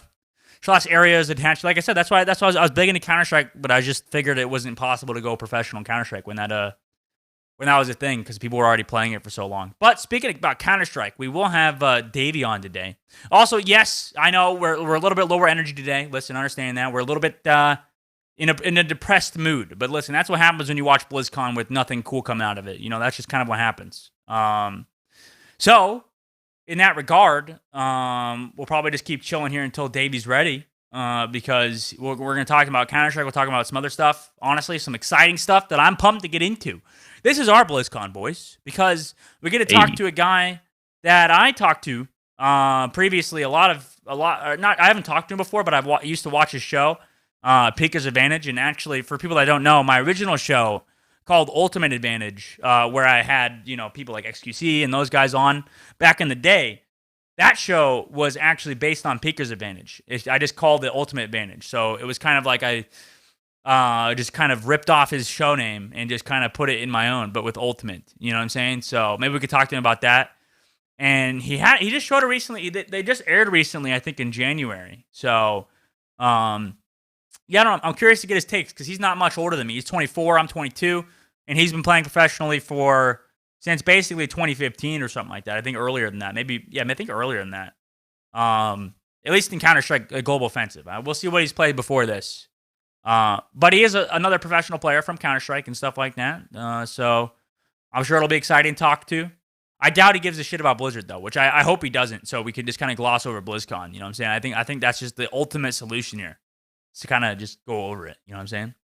Yeah. Go over BlizzCon. I'm still watching just the StarCraft thing. So they've been doing this the entire time as they're just going from StarCraft 1 to StarCraft 2 after the StarCraft 1 game is over. Well, what happened? It's, they're doing 1v1 of StarCraft 1 and then 2, then 2v2, 1 to 2, 3v3. Right now, they're on StarCraft 1. So they're on StarCraft 1, 3v3? Yep. Oh. So they're not doing free-for-all yet? Yeah, not yet. It's interesting. I never actually knew. I never played StarCraft 1. I only touched it as a kid. Let's go over some relevant news right now. I think this is a good idea.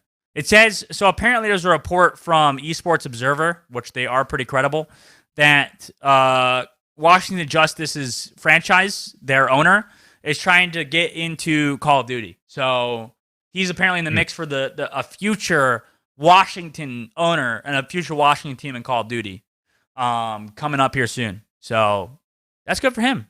Good for him getting in Call of Duty. I think that Call of Duty as a league has been expanding at a rapid fucking pace. They're actually, despite all Anthony's beliefs, Call of Duty is actually becoming a top tier esport. I hope it dies. Not as brain dead as it. It's not fun to watch. It's not fun to play. Overwatch will die before Call of Duty dies, Anthony. How does that make you feel? Bad, actually. Very bad. Bad? Sorry, that's just the case. Call of Duty is and will last forever and will never falter. We can't ever no game blame... with auto aim lock with the press of a button that is just aimed down sights is ever going to do anything for me. Soldier 76 has an ult. That I know. does that. I know. I don't dig but he doesn't do insta kill damage. It's true. Fair point. But in the Call of Duty League, it seems like there's mutual interest in that league. So it's not just, or there's multiple people interested in that spot. You know what I'm saying? So right now there's 12 teams in the Call of Duty League, and I don't know what they're trying to expand to. I imagine you don't add 8 teams though, right? It's probably going to be 2 or maybe 4, 2 to 4, right? Yeah. So 14 or 16, maybe 4. I think 4 slots for Call of Duty sounds reasonable. But why are people... I guess I could see why, because Call of Duty is getting bigger.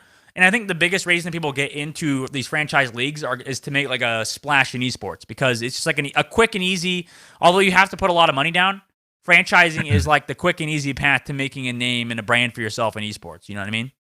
Like, that's just kind of how it is. So, in that regard, I think that's pretty fucking sick that Call of Duty is expanding. I don't know if these teams are going to make money necessarily. That's not necessarily my concern, but that's kind of a big point that I want to get across here, that I think that matters and that's interesting. So they say that.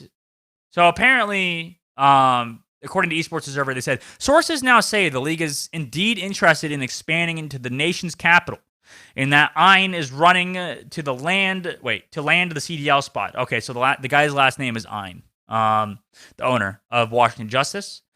Should Activision move ahead with expanding to DC? So the talks are still going on. They're still happening. So honestly, it's pretty sick though. You know, Activision apparently originally has $25 million when Call of Duty Esports opened up. But it's not clear how much it's costing now. I'm going to guess maybe $5 million, maybe $10 million. How much do you guys think a Call of Duty franchise slot costs after being reduced from $25 million? I'm surprised that it costs that much in the first place. But I guess you have to have that capital to pay all the players like tens of thousands of dollars. Yeah, you do. I don't know how much it's going to cost. I mean, I'm guessing $5 million. What do you guys think? $10 million. Just throw out a number. Throw out a fucking number, dude. Yeah. $2.5 million? That low? Yeah. Jesus Christ, bro. Holy shit. All right, but on this fucking Friday, okay, we're gonna move past it. Listen, it's fucking Friday, so we're fucking it around on Friday. You know what I'm saying? Our guest today, we'll bring him in here. Our guest today is a man who's been a pro Counter-Strike player for about 7 years. Most likely loved every other CS like me, maybe besides CSS, and a host of Peaker's Advantage and analyst, Davey. What's going on, Davey? Hey man, how you doing? Good. How are you doing? Bro, awesome, man. It's awesome to talk to you finally. Yeah. Dude, I just watched your recent show. What the fuck? Where you guys fucking been, man? Where's my Peaker's Advantage? Yeah, huh? you're like every single person in every deathmatch server. Every time I go in there and I'm playing Counter-Strike, there's always a few people in there like, when's the next Peaker's Advantage, Davey? When's the next Peaker's Advantage? Yeah, well, mostly it's just everyone's schedules are different. People are mixing stuff up now, and everyone sort of just took a different path on things they were doing, right? Semphis is playing a lot more Valorant. Maui Snake's got a bunch of shows he's doing. Pernogo, our producer, he's doing a bunch of his own shows. Everyone, and obviously I'm... Yeah, I saw that. Yeah, so there's just everybody's just sort of branched off in their own directions. So I'm sure You're sticking with Counter-Strike? Yeah, I'm definitely sticking with Counter-Strike. I can't do the Valorant thing no matter how much I try. Yeah, I saw your. I mean, if you want to quick state your opinion on it, because I saw your opinion on Peaker's Advantage. You were like saying how it's pretty slow, which honestly makes sense, and the abilities aren't really something that's satisfying. And I think Semphis even described it as like, okay, if you want an ability-based game, play Overwatch. If you want a more shooter tactical game, you play Counter-Strike or whatever. You don't want that mix, right? Is that also your kind of opinion on it? Yeah, I don't really know. For me, it's like I just don't have fun playing it or watching it. Whereas for me, with Overwatch, for example, everything is very ability based. I found. Keep in mind, my highest ever whatever in Overwatch was like 2,900 or something. So I'm not like some godlike Overwatch. The skills don't translate. Sure, yeah, the skills don't translate. Sure, I just play soldier and I can track pretty well, and that's about it, right? That's my thing on Overwatch. So, yeah, for me it was like, but Overwatch feels very satisfying to play when you're doing well and you're winning. It is satisfying. Whereas in Valorant, even doing well doesn't feel satisfying for some reason to me. True. I mean, yeah, it makes sense. I can kind of get that. I think Scream even talked about it because he's moved over from Counter-Strike to Valorant for Team Liquid. I think he mentioned how it's like the game isn't actually that aim reliant, which I kind of can't agree because like in that game, people. I mean, I don't think it's like the same in Counter-Strike right now, obviously, but running and gunning is like heavily encouraged in fucking Valorant right now. It's like absolutely a massive thing. But Counter-Strike has a lot more refined gameplay. And I don't know if you've seen it, but people are fucking, at least in the Valorant scene, bro, they're fucking pissed at Counter-Strike players for trying to make the game better almost, you know? It's kind of interesting because their entire, like, okay, for example, if like on Twitter, people would be like, I want the game to not have less, or to have less run and gun, and I want it to be a little bit more refined, like how the direction Counter-Strike went. And then people are like, oh, you're trying to make this game like Counter-Strike, bro? And it's like, no, they're actually trying to, I don't know, make the game enjoyable, better. Fun, maybe. Maybe people are just trying to enjoy it. I don't know. Well, yeah, and I think for now, I mean, you've stuck with Counter-Strike for all this time, and I think I can agree with you because, I mean, now you're 24, I'm 22. When I tried to get into to Counter-Strike, I don't know if you had a similar thing. Like, did you get into Counter-Strike 7 years ago or before then, like with the like CSS or something? So I got into Counter-Strike when I was 11 years old. I got into 1.6. My older brother got me into it. Oh. So I have been playing since must have been late 2007. So I got into it a long time ago. I got into 1.6 a long time ago. But even 1.6, I've got some of my CSGO friends who have only played CSGO. They never played any of the previous versions. I have like a 1.6 10-man server that we've been playing in because they love 1.6 a lot, like just to play it for fun. Like this game feels so satisfying. It feels so good to play this game. So yeah, it's just it's a thing anyway. So so I got into it a long time ago. Long time ago. Imagine if they brought CS 1.6 back in like a remaster thing, like how Blizzard does it. Yeah. You know what I'm saying? Like, imagine if they actually brought it back. That might be interesting. That'd be It definitely would be. They had a thing called Pro Mod for like the longest time, where it was like it was Source Engine but 1.6 mechanics, and it was good, but it never really took off for multiple reasons that would be too long to get into here. Were you good at CS 1.6, by the way? Like, were you actually a top level player, or were you too young? So I was good, but when I ended up at the very end of 1.6, I ended up making what is the equivalent of today's Pro League, like towards the end. So like I played like the last ever ESEA invite LAN in 1.6. Like I was one of the teams that played there. Really? Yeah, on a team with Nitro actually, who now obviously in Valorant and Team Liquid forever in CSGO. How old were you guys back then? Like 15 or something? So I think I had just turned 16. And Nick was 16 and maybe just turned 17 or was about to turn 17 because he's a year older than me. So yeah. Oh shit. Something like that. Well, when you because the skills don't necessarily, I think Get Right explained it how like the skills don't transfer from 1.6 to Counter-Strike or to CSGO specifically. Right. But at least the big thing, like the reason I gave up, like because I mean personally, I like I mentioned, I tried when I was in high school. I was like 16 or something like that. I was like, I was like, oh, okay, I can get to global elite or whatever. Like, oh, it's not that big of a deal. Because when I played against Premier players or whatever, I was like, holy shit, I'm getting fucking shit on by these Premier players, bro. Oh my god. So I kind of just like gave up because I was like, okay, there's people that have years and years of experience over me, right? And it seems like, because obviously 1.6 for you like you're one of those people, like you had that experience from 1.6, whereas I had some like shitty CSS experience. Right. You kind of agree with that mindset, and like people like Stewie 2K, for example, like those kind of guys that are younger and are coming up, and like you wouldn't expect them to kind of be able to compete at the top level, right? Because it's hard when there's so many people that have so many thousands of hours over you, right? Yeah, definitely. I think if people are getting into it new, I mean, I'm playing with a guy on my team right now named Daff, and he only has about 3,500 hours. He only started playing like very recently. I think he has like one season of main experience. He's 21, but he only started playing a few years ago, and only started really competing in the last 2 years. So, and like I said, he only has about 3,500 hours, but he has like a really high game IQ. Like he's just one of those people who's just kind of naturally really good at the game. And I think, if you do get into it late and you're like that, I mean, first of all, I mean, most people who get into playing a game aren't getting into it because they are doing everything they can to go professional, right? It's like, this is a game that I'm going to play with my friends because we think it's fun, right? So most of the time, that's why most new people get into a game. But there's some people who realize very quickly, like people like Stewie and hopefully people like Daff, they realize very quickly that actually we're pretty good at this. Like this is something that we're a lot better than our friends at this, and so that we want to try to pursue further. And that was my case in 1.6. Also CS:GO, and I'm sure that for lots of other players, it was the sort of the same thing.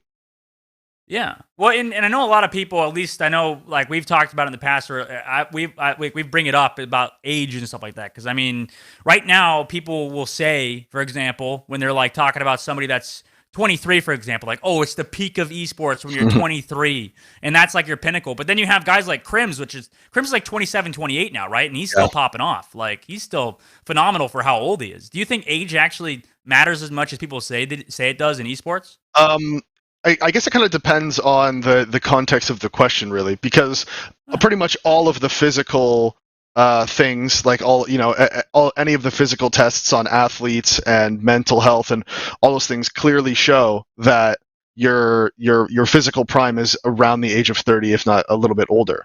So to say that a 25-year-old isn't as quick as they were when they were 20 is like just actually factually incorrect. So I think the more of the factors are, by the time you're 25, 26 years old, you might have other priorities in your life, or by the time you're 24, 25 is when as a male your brain is now fully developed, right? Which I know is kind of a meme, but like it turns into a meme almost like, no, it makes sense. So so you're thinking about other things. Maybe you don't have the same mindset you had when you were 20. So I don't think it's necessarily that that they're not good enough anymore. Maybe they just are focusing on other things. But even still, in almost all esports I know, the players who are in their mid to late 20s who retire because they're not good enough anymore, it's almost always like, they want to start a family, they want to move on to something else, they want to do coaching. Exactly, their passion has just changed. It's not that they're not capable anymore, it's just that they have different things they want to do instead. Because being even a pro Counter-Strike, pro League of Legends for sure, I know those guys are just worked to the bone. Like, it's a really high stress job, man. Like, people don't think it. People think you're just sitting inside playing video games all day, and like, yeah, to a certain extent it is. Obviously that is what you're doing. But it's really high stress. It's a really high stress job. No, it is. I think before, I mean, generally when I was competing, and this might be like a personal issue, I don't know if you agree, but like I just would not like be excited for it, you know what I mean? I mean, like I would be like, it'd be cool and all, but like I'd be like ready for the match and I'd be like, oh fuck, bro, it's match day, dude. Like we put all this work and effort in and whatever, and now it's match day, and if you fucking lose, the rest of the day is ruined. Rest of the fucking week is probably ruined. You know what I'm saying? You're fucking... And I don't know if you have a similar sitting position or whatever. I know a lot of Counter-Strike players do. I kind of got that similar thing where I would be like, I'd have to measure my equipment out, you know what I mean, before matches in Overwatch and stuff. But like personally, I have to fucking stress my back out whenever I sit. You know what I mean? Like, because at least like I personally like sit close to my monitor. I fucking arch over. Do you have any like terrible gaming habits like that where you fucking sit in a really awkward position but it helps you get into the game more, I guess? I don't know. I've never even considered my gaming position. I sort of just like sit until I feel comfortable, I guess. I don't know. But I know for me, the big thing is when I was younger, like 18, 19, 20, and we were going into matches, I didn't have the pre-match anxiety at all. I was like pumped for match days.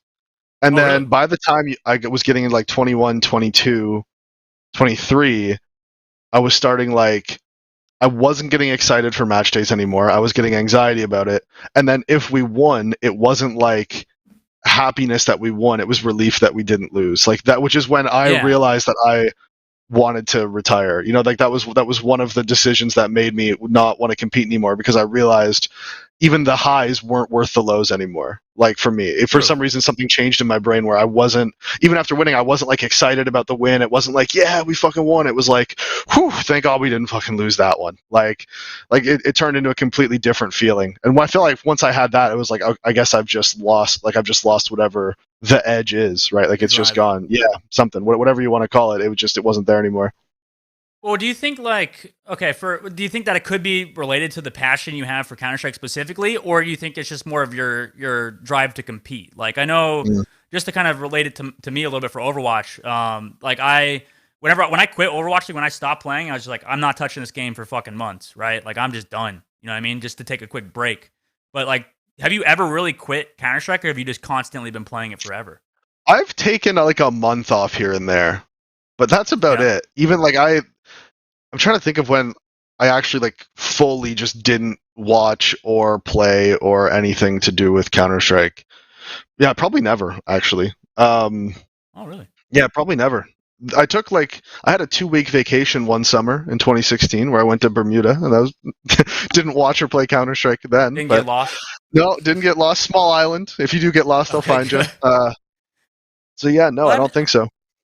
No, that makes sense, because I think, like I mentioned, like we just watched BlizzCon before this for Overwatch specifically, and just because I'm an Overwatch guy, I'm going to bring it up a little bit. Yeah. But when I watched the whole fucking thing, I was like, because it's a little bit different, I guess, like the era that I grew up in. Like I mentioned, I was like 16, I was like, I want to go pro in Counter-Strike, right?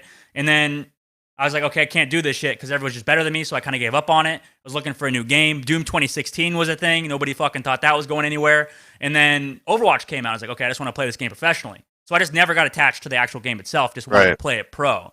Whereas Counter-Strike, I think, is one of those rare games that's just kind of fucking good, honestly. And it's just like, they've made it good, right? Yeah, it was weird for me. So I started playing Counter-Strike because my brother showed me Frag movies from 2005, 2006. And I was like, I want to play that game. So then I played the game, and then I started playing like 2007. Played every day, all day, every day for months. Anytime I could, I was playing.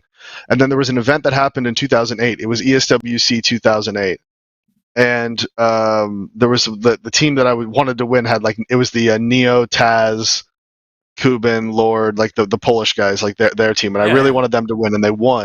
And I remember I watched the whole event. I watched all of it. I watched the final. You know, them on stage, and I was like, I want to win an event on stage one day. Like I was like, that's now my goal. But I started playing the game without that intention, and then as soon as I saw that, I was like, okay, now that's what I want to do with it, right? Like changed my whole mindset. So when you've been playing since you've been playing CSGO since what, 2014, or was it earlier than that, 2012? So CSGO came out in 2012. It was terrible. I actually played the first. I was at a 1.6 tournament in 2011. The Intel Extreme Masters Global Challenge New York, whatever. Anyone who wants to YouTube it, look up the VOD, they can find it. It was the first time that the CSGO devs brought CSGO out of the studios to have pro players try it. And we played a show match on stage. Like they took a bunch of the 1.6 players and had us play like a show match on stage. And CSGO was fucking terrible, man. It was so bad. It was unplayable. The sprays were terrible. First bullet accuracy was all over the place. And everybody told them like, we will never play this. This is so bad. Everybody unanimously hated it. And even when it came out in 2012, a lot of 1.6 teams and players didn't switch. They didn't switch over. They're like, no, we're going to keep playing 1.6. And that was me. I was one of those players that was like, I'm not switching to this shit game. This game's way too good. And then by about 2013, all the 1.6 events died out. And then CSGO was actually starting to get better by then. Like they had fixed a lot of the things that everybody hated about it. So by 2013, I had switched over to CSGO full time.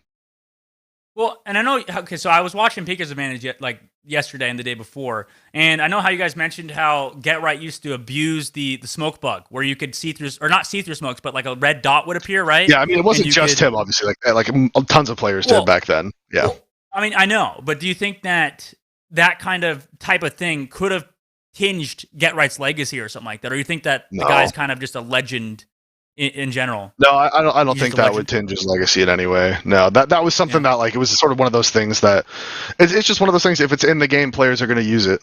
You know, and it wasn't that like one guy was abusing it and nobody else was. It was like people just didn't know about it yet. And once everybody learned about it, then everyone started using it until Valve patched it out. Right? That's what happened. They were just one of the first people to figure it out. It was same thing with the crouch jumping thing that Big figured out at that one major, where they figured out you could like crouch, you could like hit crouch, then jump and crouch again over a wall, and you could see over the wall, but your character's head model wouldn't actually go over. But you could look over it. Did they call that snaking in Counter-Strike 2, or is that just a call? No, I don't think we had a name for it. We just called it the crouch bug or the jump bug or something like that. But like glitching almost? Something like that, yeah. I don't remember exactly what we called it. It was a while ago now. I can't remember anything. But it was just one of those things where once one team figured it out, then everybody started doing it, and then Valve patched it, and that's the nature of how those things go. And do you think that, I know a lot of people kind of gave up in terms of, not their resentment towards Valve, but like people were pretty pissed off at them for years and years, because obviously he's never gone to a major, aka Gabe. Gabe's never gone to a major. He's always gone to like Dota 2. It's like Counter-Strike's almost their redheaded stepchild and has been for a while, although the game's always succeeded. Do you think that if Counter-Strike had a little bit more support from Valve, or if they had a little bit more of like an esports dedicated team or whatever, do you think that Counter-Strike would just directly benefit from that, like having like that tier 2 scene kind of built up a lot better, I guess? I guess it kind of depends, because you don't want them to go too far in either direction, right? Like right now they're too far in one direction, but you don't want them to go too far in the other direction. Then all of a sudden, you don't want to go full Overwatch League. Yeah, exactly. So I think there's definitely something to be said for having some sort of dedicated esports team, or at least have a fucking community manager. Like, how long has everybody been asking for a community manager? You know, like just something as basic as that. That like, you know, there's plenty of qualified people who would do it for free. You know what I mean? Like just have somebody there to do something. And so, yeah, there's been plenty of talk about that for I don't know how long, and they definitely think more support. Counter-Strike would benefit from more support, but also it seems like devs can't find the balance. So if I had to choose between Overwatch League and what we have now, I would take what we have now, even though what we have now isn't perfect. You know. Yeah, I mean, I agree. It allows for more, at least, creativity with teams, your rosters. You could do whatever. And then also, I mean, yes, you don't have support from Valve specifically, but you also don't have anything pushing against you, like some sort of meta changes for the community or whatever, right? Yeah, like Valve does do shit that like pisses people off. Like they change their, like Valve will just like willy-nilly change the rules like before majors, like where they'll just change like well, I remember when they first added, they changed the bomb timers right before a major cycle in 2016. Yeah, right at the beginning of 2016 they changed. What was it before? So it was 35 seconds and they changed it to 40 seconds. And they changed the round time from a minute 45 to a minute 55. Right before so the they major. just made it way slower. I don't know. It didn't really make it slower. I don't know how to. It was like one of those changes that it was just like they wanted to give the CTs a better chance to retake, like or something like that. It was like they had like some rationalization for it, and like it's like okay, sure, but you did it right before a major cycle, which is frustrating for everyone. And then there was, of course, all the majors in 2014 where they had the veto system, where the third map was randomized after adding in two brand new maps. Yeah, so how it would work is it was ban, pick, third map random of the final three. And that was when they had just added in Cobblestone and Overpass. And then, so it was like, so then all of a sudden teams who had like 1 week of practice on Cobblestone are all of a sudden playing it in major semifinals. You know what I mean? It's like, this is just like so ridiculous because it was just third map randomed, you know, and it was, it was very frustrating. Counter-Strike's one of those games where you need a lot of repetition on maps to even like know where people are, know where to usually take aim duels, right? Where the best spots to actually fight are, right? Like that's kind of how it is. Whereas, you know, in other games like Overwatch, I guess, it's just all over the fucking place. It doesn't matter where you're fighting. You can't go over simulations basically of what actually could happen, I suppose. Yeah. But I was actually wondering specifically with what was the question I had? Shit, I literally forgot what my question for you was, Davey. I probably would have forgot the answer, so it doesn't even matter. Good. It works out pretty well. And so I guess we can move kind of how Counter-Strike has been. Okay, first I'll get your take on this then real quick, because we talked about Get Right earlier, and we talked about not necessarily just a smoking bug, and I know a lot of people probably have asked you this before. And I think like a better question for Counter-Strike people would just be more or less the line of who's your most respected player, like right now in Counter-Strike, or in general, like who do you respect the most, and then who do you think, like regardless of ego, put all that aside, who do you think the best player in all of Counter-Strike has been? You know, I think every pro player wants to say like, oh, I'm fucking insane, right? And I think once you get older, you realize, maybe I wasn't that insane. Yeah, I mean, thankfully for me, there's pretty much no metric I could label myself the best player ever. Good. So that would just be silly. I respect it. Who I respect the most, like in what sense? Like as a player or as a person? As a as a player. As a player for now. Okay. Yeah. A player I respect the most I would say Device, because he's incredibly hardworking and has changed his role so many times and is still a world-class player every time.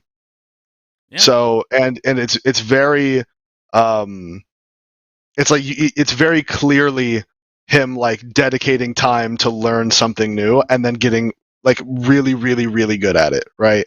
So that's obviously like super respectable. Like to be able to do that, to go from being a rifler to a primary opper and still be one of the best players in the world at both during a time when you're playing against players who are the best players in the world, right? Like that is an incredible achievement. A specialist back then, right? Yeah, exactly. So that really is an incredible achievement. Now, the best player of all time, if we're talking CSGO, I think it's simple, and I don't think there's much of a debate, I guess. I think he's clearly the best player to ever touch this game. I think if Simple continues his form until he retires, and Ziwu continues his form until he retires, then you'll have then there'll be a discussion of which one of these two is the best ever, and that's great, and I hope that does happen. But I think right now, just for longevity and overall consistency, I think Simple's number one CS:GO all time, and then for 1.6, it's Neo.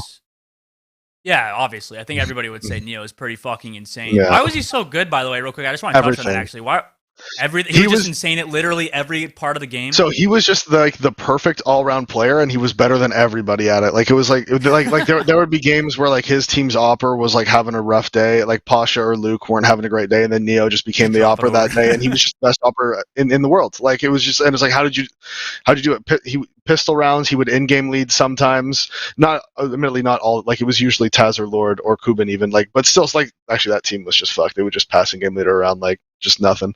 But yeah, it didn't matter. Yeah, he was just like he was doing the carry potential that Simple has now, where every single time he's in the server, he's going to be top fragging every time, and if you don't shut him down, you're going to lose. That was Neo, except he was doing it on a team with like 2 bad players, 1 like decent player, and then 1 player who was pretty good. Like, whereas Simple's doing it in Navi, which it's just a different beast. It felt like. Yeah. Well, Navi's been now finally starting to do well as well. And I mean, literally just recently, like it hasn't been like they were good before. And I know how you guys talked about Team Liquid, and I kind of want to talk about both of these topics almost, not in tandem. But first of all, I mean, what do you think about Navi as a team? Do you think that they're more well-rounded now that they've made some changes? Or do you think that it's still kind of the electronic Simple duo, and then everybody else is kind of just there? Or is Boomich and them kind of starting to pick up the pace? Well, I think, Simple Electronic are obviously 2 world-class players, and Simple's the greatest player of all time. So they have that obviously always works in your favor, having that guy on your team. So what they've always struggled with is getting everybody else firing around them. And recently, the problem is I don't know how consistent that's going to be is the issue, but recently Boomich has been stepping up big time. Like he's been doing a lot of, not even just like big numbers, like he has been putting out better numbers, but it's like very active playmaking that's creating a ton of space for everybody else. And I don't know if that play style is going to get sort of sussed out by the other teams, or if maybe he's just not going to be as consistent in the future, or if it is just going to be something that continues. Because even Zeus back in the day, like Navi Zeus, the Ukrainian Zeus, used to do a lot of similar things, but he just wasn't as good. But he would do a lot of the same things, where he was creating a lot of space, going very aggressive on CT sides, getting a lot of information, and then hope the rest of he just wouldn't always get the frags, exactly. Whereas Boomich actually just seems to be a better player while playing a very similar style. So I think that could work out really well for them, especially because as long as you have Simple firing on all cylinders, you could just win an event. Like, he's just that good.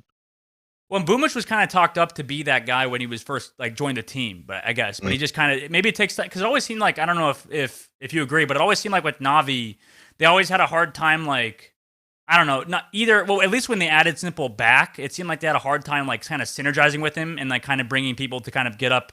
Not even on his level, but kind of near his level, I guess. Yeah. You know what I mean? Like, that's why people were kind of upset when they, like, not necessarily upset, but, like, they're, like, brought Zeus in. Okay, well, this is kind of like, okay, I'm kind of going off topic here, Davey. But go on. It seems like whenever teams bring in, like, an IGL, like, an old IGL, like Kerrigan or, Zeus or whatever, they're like, they have that first, like, initial burst of, like, holy shit, guys, we have strategy. We're doing good, And then they start, like, a slow and steady decline, it seems, like, ever since they add that, IGL that's not necessarily a fragger anymore. I mean, do you kind of agree in that scenario? It's kind of the same with MSL and those guys as well in Counter-Strike. It just seems like whenever they add this IGL, they have a grace period where they do insane and they kind of drop off. Yeah, it really it just depends on so many factors. That's definitely is one thing that does consistently happen, though. Yeah, is there is the honeymoon period, and then there's the point where after the honeymoon period, your results are going to dip. And then you need to figure out how to get out of that dip. And if the IGL is good enough and the players believe in him, then usually they can. But sometimes players don't believe in the IGL, or the IGL just isn't good enough, or the players just aren't good enough to fit the system that the IGL actually wants to implement. And then at that point, it's a coaching and management decision on what sort of roster moves you want to make. So yeah, it really does depend on a lot of factors, sort of where that goes.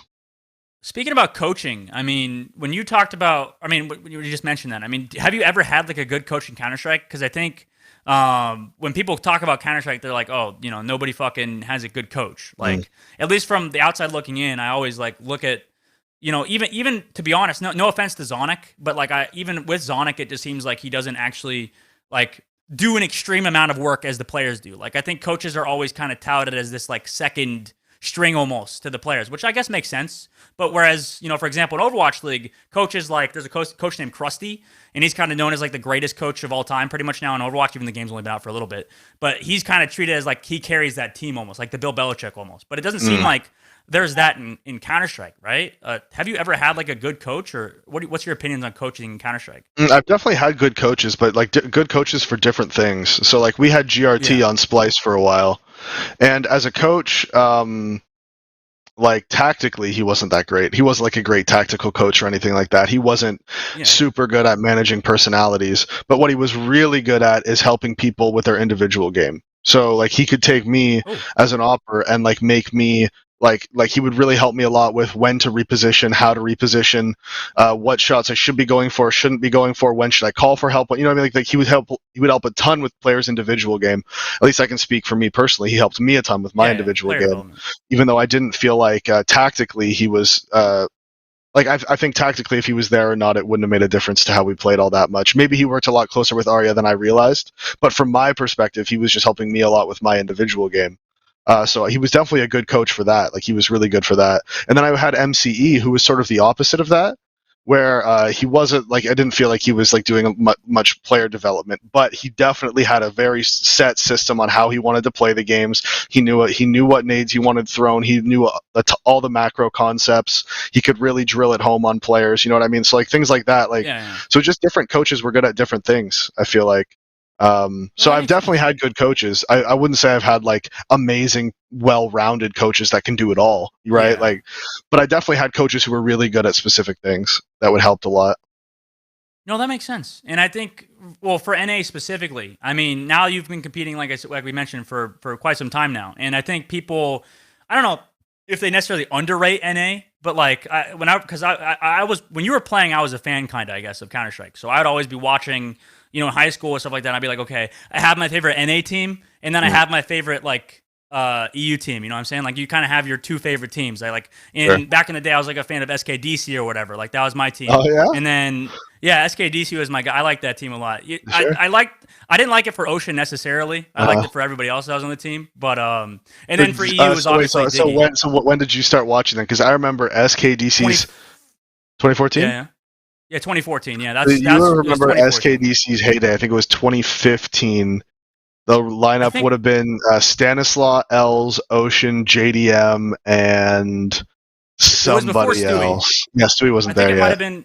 It might have been Relics. Was Relics on that team? Oh, he might have been. No? He might have been the fifth on that team. I don't 100% remember. I could actually look this up real quick, to be honest. Well, everything's kind of been a jumble, though, to be honest, in NA for a while. And that was like the heyday, honestly. Or not like the heyday necessarily. I guess peak, for NA would definitely be Cloud9, I suppose, winning the major. But that's kind of like in hindsight. But in terms of like people actually competing, like competitive NA teams, it seemed like 2014 was like a good era because I mean, we had Cloud9, which they would do better. What was the thing? iBuyPower would always dominate in NA, and then Cloud9 would always do better in the major or something like that. Wasn't that the thing? Yeah, something like that. It was just all the events were weird back then because there were so many things that were online. The practice in North America was just absolutely terrible because, you know, there was just like two really good teams, and then that was it. It was a drop-off. There was a huge drop-off after that. So yeah, it became. Everybody wanted to go to them, right? Too. Like, oh my god, I feel so bad. I forgot about my dude. The fifth who was on that team was like a really good friend of mine, and I completely forgot he was the fifth. I think I remember. Who was he? Virtus. So it was Stanislaw, Ocean, JDM, Els, and Virtus was that lineup. Virtus was an opper too. He was, and he's a really good friend of mine too. So I'm gonna have to make sure he doesn't. Is he good? Yeah, he's good. I've talked to him a bit recently. No, he's doing well as far as I can tell. So yeah, I forgot he was on that team. Fuck me. No, it's old as shit, bro. How could you remember that, man? Dude, no, but I remember the other four is the problem. Like, you know what I mean? Like, if I didn't remember anybody, or like if I remembered some of them, it would have been like, all right, fine. But the fact that I remembered the other four and then didn't remember him, that's just yikes. Okay, so I want to get your take on this then, because obviously you're not necessarily friends, I know, with the iBuyPower guys, and we don't have to obviously like beat a dead horse here. Obviously, you know, taking that title from you from yesterday, but when people talk about iBuyPower and now they're going over to Valorant, what do you think about how they're doing in Valorant, and do you think any of those players, any of those ex Counter-Strike players, could actually stay at the top of Valorant, or do you think that the reasons they were bad in Counter-Strike, the reasons they weren't top tier in Counter-Strike, are the reasons they, like Wardell, for example, are the reasons they necessarily won't be top tier forever in Valorant? Or do you think it's just because Counter-Strike with their 2-2 scene has been rough, right? It's just been a hard scene to kind of go up in, right? Well, I think to use the Wardell example specifically, I don't think what was holding him back in Counter-Strike was ever his mechanical ability. It was that he had dug such a hole for himself with all other players just by his decisions and actions outside of the game. That was sort of his. Really? Yeah. He just gave. What did he do? I'm not. There's so many things. Oh, sorry, Davey. Yeah, no, I'm not gonna. I can't and the thing is, there was just so many things. But pretty much, it got to the point where just none of the teams wanted to play with it. I think even he said it. So I think I'm not saying anything outrageous. Like people asked him, when he was in Valorant, no, he's probably immature or whatever. Well, he was definitely immature, and I'm sure he's more mature now, and I'm sure he's overall just a better person now than he was then. But yeah, so pretty much he just dug himself a huge hole in Counter-Strike, where even though he was so good, it got to a point where people were like, we're not dealing with him, so we're just not going to. So or at least it's not like Call of Duty, bro. There's this kid named Parasite that actually hit on his fucking teammate's girlfriend. Maybe that did happen. That's happened in Counter-Strike teams before. Maybe not Wardell specifically. I don't know anything about that. You gotta be smarter, bro. They can't help it though, can they? They just can't help it. You can definitely help messaging. No, look, you can, and maybe I can, but some people can't. You think they're just fucking mentally deranged or crazy or something? Yeah, they're just too dumb. They just can't help it.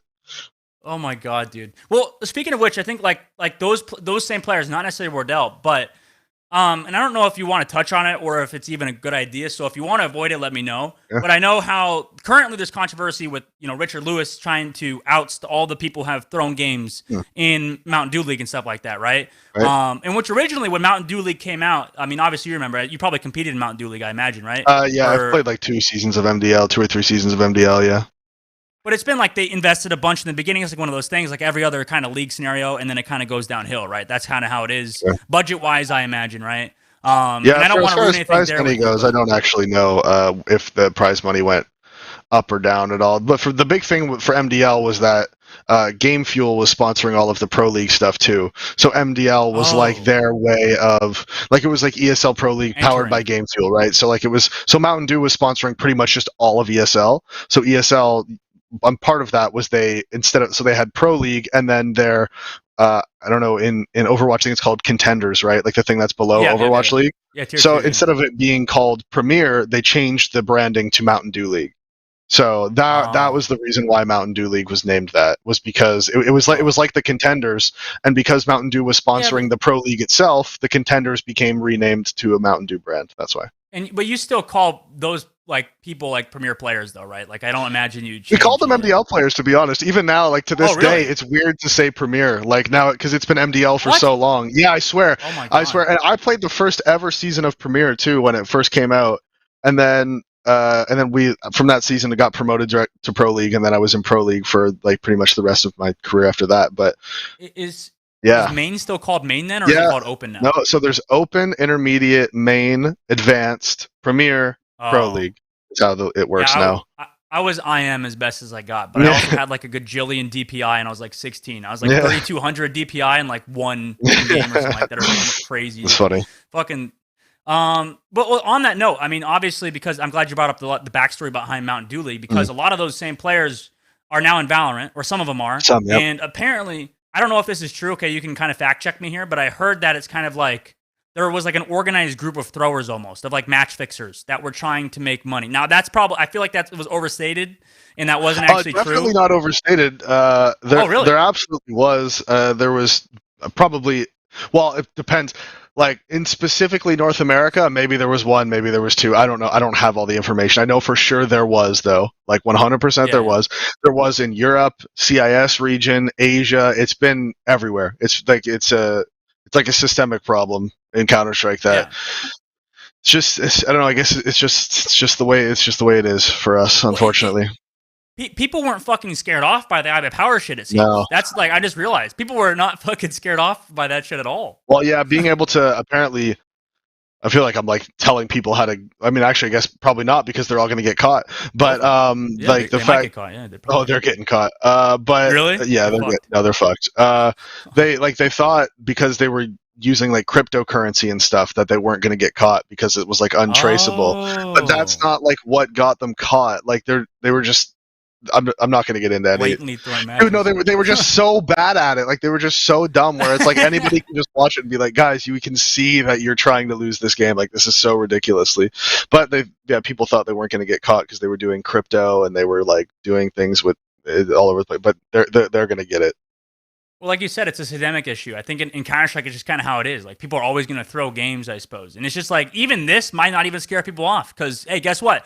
If you're fucking about to throw away your Counter-Strike career, guess what? Valorant's a fucking safe haven for you now. Because yeah, I don't think it will be. Because think about it, right? If you're we'll think. So like, I don't know. Like, obviously, I don't have any contacts with Riot. It hasn't happened yet either. Yeah, exactly. It hasn't happened yet. But if I'm Riot Games and I am trying to launch the Valorant scene, right?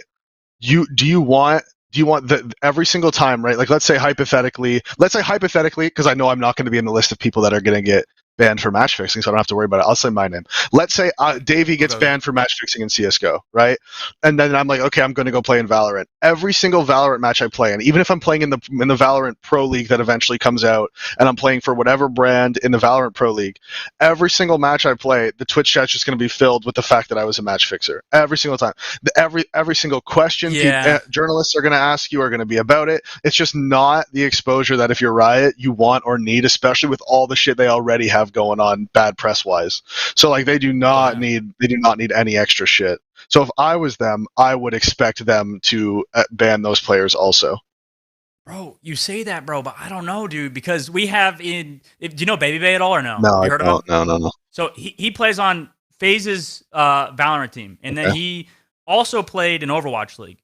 So, and he cheated in Counter-Strike in a professional match. He was actually one of the guys that was like, it was a big meme. I don't remember his old name was. What? Yeah, he was he cheated in Counter-Strike. He was, his whole thing, he told me, he was like, you got to give me this guy's name. I got to figure out, how do I spell it again? Sorry? Look up Baby Bay. I don't know what his old name was. Maybe somebody could tell me. Baby Overwatch, I guess. Here we go. Yeah, Baby Bay. Cheating. Jeez. I don't remember what the old name was. SF? Flex. It was called Flex. You remember him? No. It was in a random ESEA. I think it was in an open match or something like that. You told me a professional match. You got my fucking heart. I was like, how the fuck do I not remember this? No. Sorry. No. But okay, but does that matter? Does it matter cheating in open compared to pro matches? You think? Yes. I guess it does. I think I think it does. I think it does matter. I think it does make a difference. Not like I think one's just much more serious than the other one, I guess. Yeah, I agree. I mean, match fixing it with a coordinated group of people is pretty fucking bad, to be honest. Yeah, it's not good. I would get you sent to jail, I think, in Korea, by the way. I don't know if in America it might too. Really? Holy shit. I know in Australia, those guys are facing jail time, all the Australians who did it. Oh, really? Yeah, they're facing up to 10 years in jail. How young is the youngest one, though? I don't know. Can we give them a little bit of a break if they're like, I don't know, 18? Like, no. Do you think that there's like, you think that just I mean, definitely, I don't mean like everybody should have the book thrown at them, but like also though, like you can't just, I don't know, there has to be some sort of consequences for your actions. Yeah, I think I would agree. I mean, but it's, I guess maybe I'm just thinking about it too much from like a standpoint of like, oh, they were just stupid and young, like the Brax era, right? Like Brax got fucked when he was he even 18 at the time? I think he was, right? No, he wasn't. He was 17, I think. He was 17. 17? I might be wrong. Maybe he was 18, but something like that either way. Well, if you know Yampy, right? Yep. Yampy is fucking literally permabanned or whatever when he was 12 years old for cheating in a random, like getting a VAC ban, right? Like, yeah. Well, just for being associated with a VAC banned account. Yeah. Valve does not give a fuck, bro. And that's kind of scary, dude. Like, you just get absolutely fucking domed randomly if you log onto the wrong PC at a LAN cafe or whatever, right? Yeah, like, thankfully Valve's generally a bit more understanding than that. Like, I know people who have got false VAC bans and then they appeal to Valve and get them overturned and shit. So, okay, thank yeah, they're not like 100%. If you just log into the wrong PC and then you get associated with a VAC banned account, you're gone forever now. It's like, no, if you can like provide that evidence, they'll unban you. But Yampy has been unavailable to provide such evidence. Yeah. incapable it just of sucks that he was providing such 12. evidence. Yeah, well, he probably just couldn't. Yeah, probably just fucking lost the PC or some shit. I don't know, dude. Well, there's the whole lawsuit going on right now where he's suing them, Yep. and You have loss of there's loss of salary or something there, I don't know exactly what it is, but he's trying to sue them to get them to unban him, and Valve remains very steadfast that they have their overwhelming evidence that he was doing it. Which, and to be fair, like, there's a good argument for if you cheat once as a 12-year-old, should you be banned for life? Like, there's a good argument to be made there, but based on Valve's rules are banned for life, which is unfortunate, but yeah. I mean, I don't know if you see it the same way as me. It's like, I think nowadays we can kind of see there's like every 4 or 5 years there'll be like a new esport. You know what I mean? Yeah. Like every 4 or 5 years there'll be a new big esport that, if you're 12 or you get banned from one game, okay, cool, just practice that game or whatever and get ready for the next big esport or whatever, right? Like, just fucking hop if you want to make it as a professional player, rather. I mean, if you love games for playing games, but I think there's kind of opening that career path. This will be the last question for you, Dave, by the way. We're going over your time, so sorry about no that. worries, no problem. But like, it seems like nowadays that there's a potential career path, obviously, now to kind of just be like, oh, I want to be a professional gamer. Because, for example, in League of Legends, they're making millions and millions of dollars. And it's the same in Counter-Strike right now, too, for the top level talent, obviously. And then in Overwatch, you can make a couple $100,000 a year or whatever, and then have like a steady paid salary, basically. Like, there's more consistent ways to make money than ever. And I don't know, do you agree with me that like you can see people like coming out of high school just be like, oh, I want to go to college. I can just go play professional esports, right? Like, that's a viable career option now, right? Yeah, generally, I think by the time you're 17, 18, you know if you have that career path or not. Like, I know for me specifically, I signed my first pro contract when I was still in high school. Right at the end of high school, my mom had to co-sign the whole thing. And then, but at that time, we were only making, it was like $150 a month. So, like, I say pro contract, it really, like, you're not making life-changing money or anything like that. So then better than zero, that definitely better than, like, don't get me wrong, at the time that was McDonald's for a couple days a week. Yeah. Like, I was a big fan of that at the time. So then I went to I signed up for university, and after signing up for university and paying my tuition for my first semester, we got offered like a real pro contract, which at the time was $1,000 a month, which was a pro contract at the time. I think the highest paid teams at the time in North America were making around $2,000, $2,500. Yeah. So yeah, that was like a real pro contract at the time. And that's when I told my parents, I was like, look, I need to drop out of school. I want to pursue this full time. Like, it's only $1,000 a month. You can't live off that. And I was like, I can live off that. Like, trust me, I can. And then they were like, okay, well, I mean, if you can live off that, then go live off that. If you're not going to be in school, you can't stay here. So go get a place and go live off that then. So I did. And so they kicked you out? No, they didn't kick me out. They told me, like, no, you can stay here and you can keep doing whatever you want to do as long as you're in school. Right? Like, well, that's the same thing for me. Yeah, it's like, as long as you're in school, you can stay here. You can play as many video games as you want. You can do whatever. I don't care. As long as you're in school, though, like, then you can stay here and that's all fine. And I was like, well, I can't do both. Like, I can't commit full time to doing both things. It's too much work. Say you did. It's too much work. No, it's too much work, man. I couldn't do it. Like, trying to go to classes every day and having to miss practice because of like this class or whatever. I was just like, I can't do it. Well, that's what I mean. Do you want me, I can tell you what I did. Yeah, go on. Now, I'm a fucking asshole, lying piece of shit, right? So when I was 18 and my parents were like, you need to go to college or get kicked out, I said I went to college and I just forged my grades and showed them for the entire year. No, I mean, I wasted their fucking money though, honestly. So it was a waste of people's time. So wait, you still paid to like go, but then you just never went? To go to college. I just never went. I stayed home and I played Overwatch all day. I guess you just told them, no, I'm going. I'm paying for it. I'm going. Everything's fine. And you just never went. It was terrible, bro. Yeah, okay. Mad anxiety every day. I try to show them my grades and my fucking handshaking. You know what I'm saying? It was not good. Wouldn't recommend it for, like, in terms of your mental health. It probably helped you a lot more moving out. I'm not gonna lie. It probably did. I mean, definitely. Yeah, I mean, it was still tough. I was a complete psycho at the time, so I was just like, I was so hyper focused on just like being the best Counter-Strike player. Like, I was like in my head, I'm like, I'm gonna be the best player in the world. But like, I was so hyper focused and psycho. So for me, I was like, everything else was like annoying to me. Like, anytime there was like things that were getting in the way of me playing Counter-Strike every day, I was like annoyed. Like, I was just a nightmare to be around. Friends, family, that was just a nightmare. No, that makes sense. But I mean, I guess it did pay off, and I'm obviously a lot more chill now. So.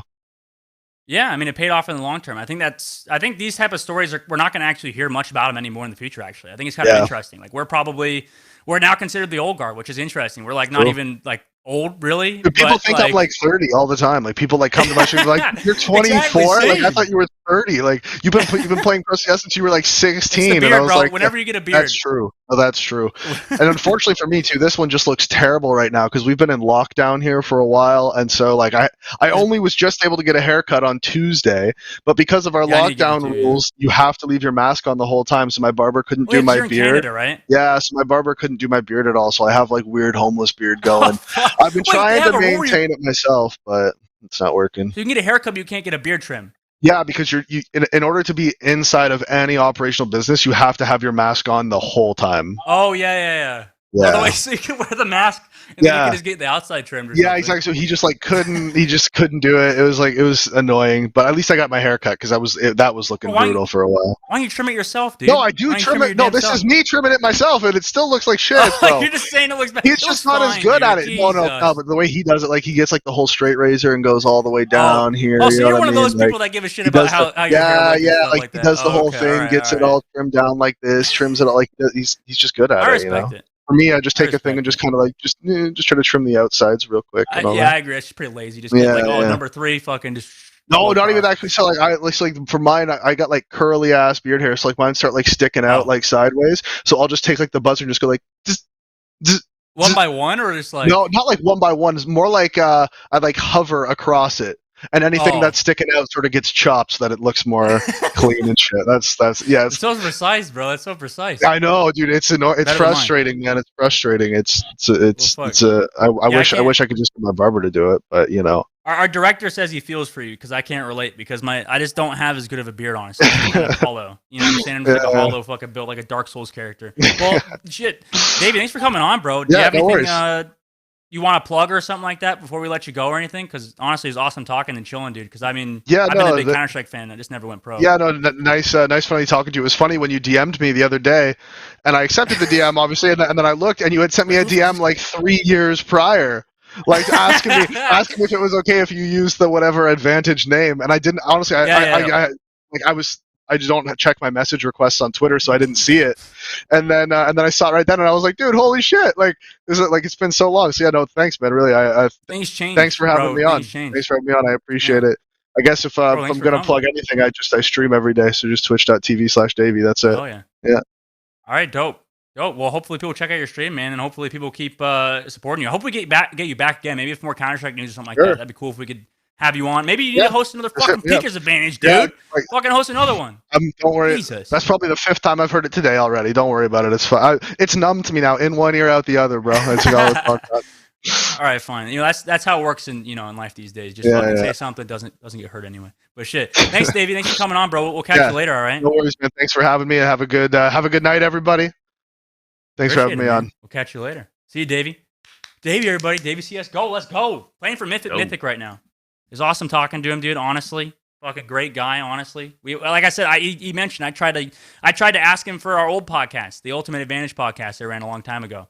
I tried to run that show, which it did run. You know, it did run for a little bit. Mm-hmm. It existed. There's like 4 episodes out or something like that. There's a few. When people 8. There's a few. Yeah, and there's 8. Wow, I didn't even know I did that many. Yeah, people didn't really know much about podcasting and stuff back like a few years ago. I didn't know jack shit. And now everybody's reformed to the whole thing with Joe Rogan and stuff like that. Like, they've made it a whole shtick now. But shit, thanks guys for coming to the show today. It was fucking Friday. Very, very much so. Negative mindset until Davey came, honestly. Davey kind of lightened the mood up. We got to talk about Counter-Strike, one of my loves, you know.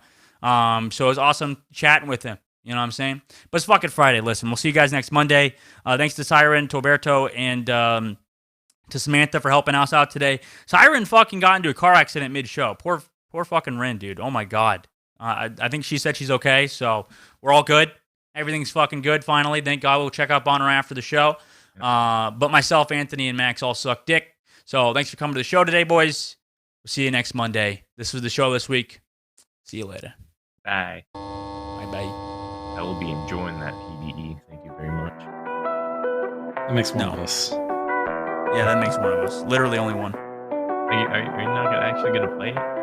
I'll play it. I'll stream it. And I'm going to be sad because I'm only going to be playing it because my friends will be playing it. Yep. So be son.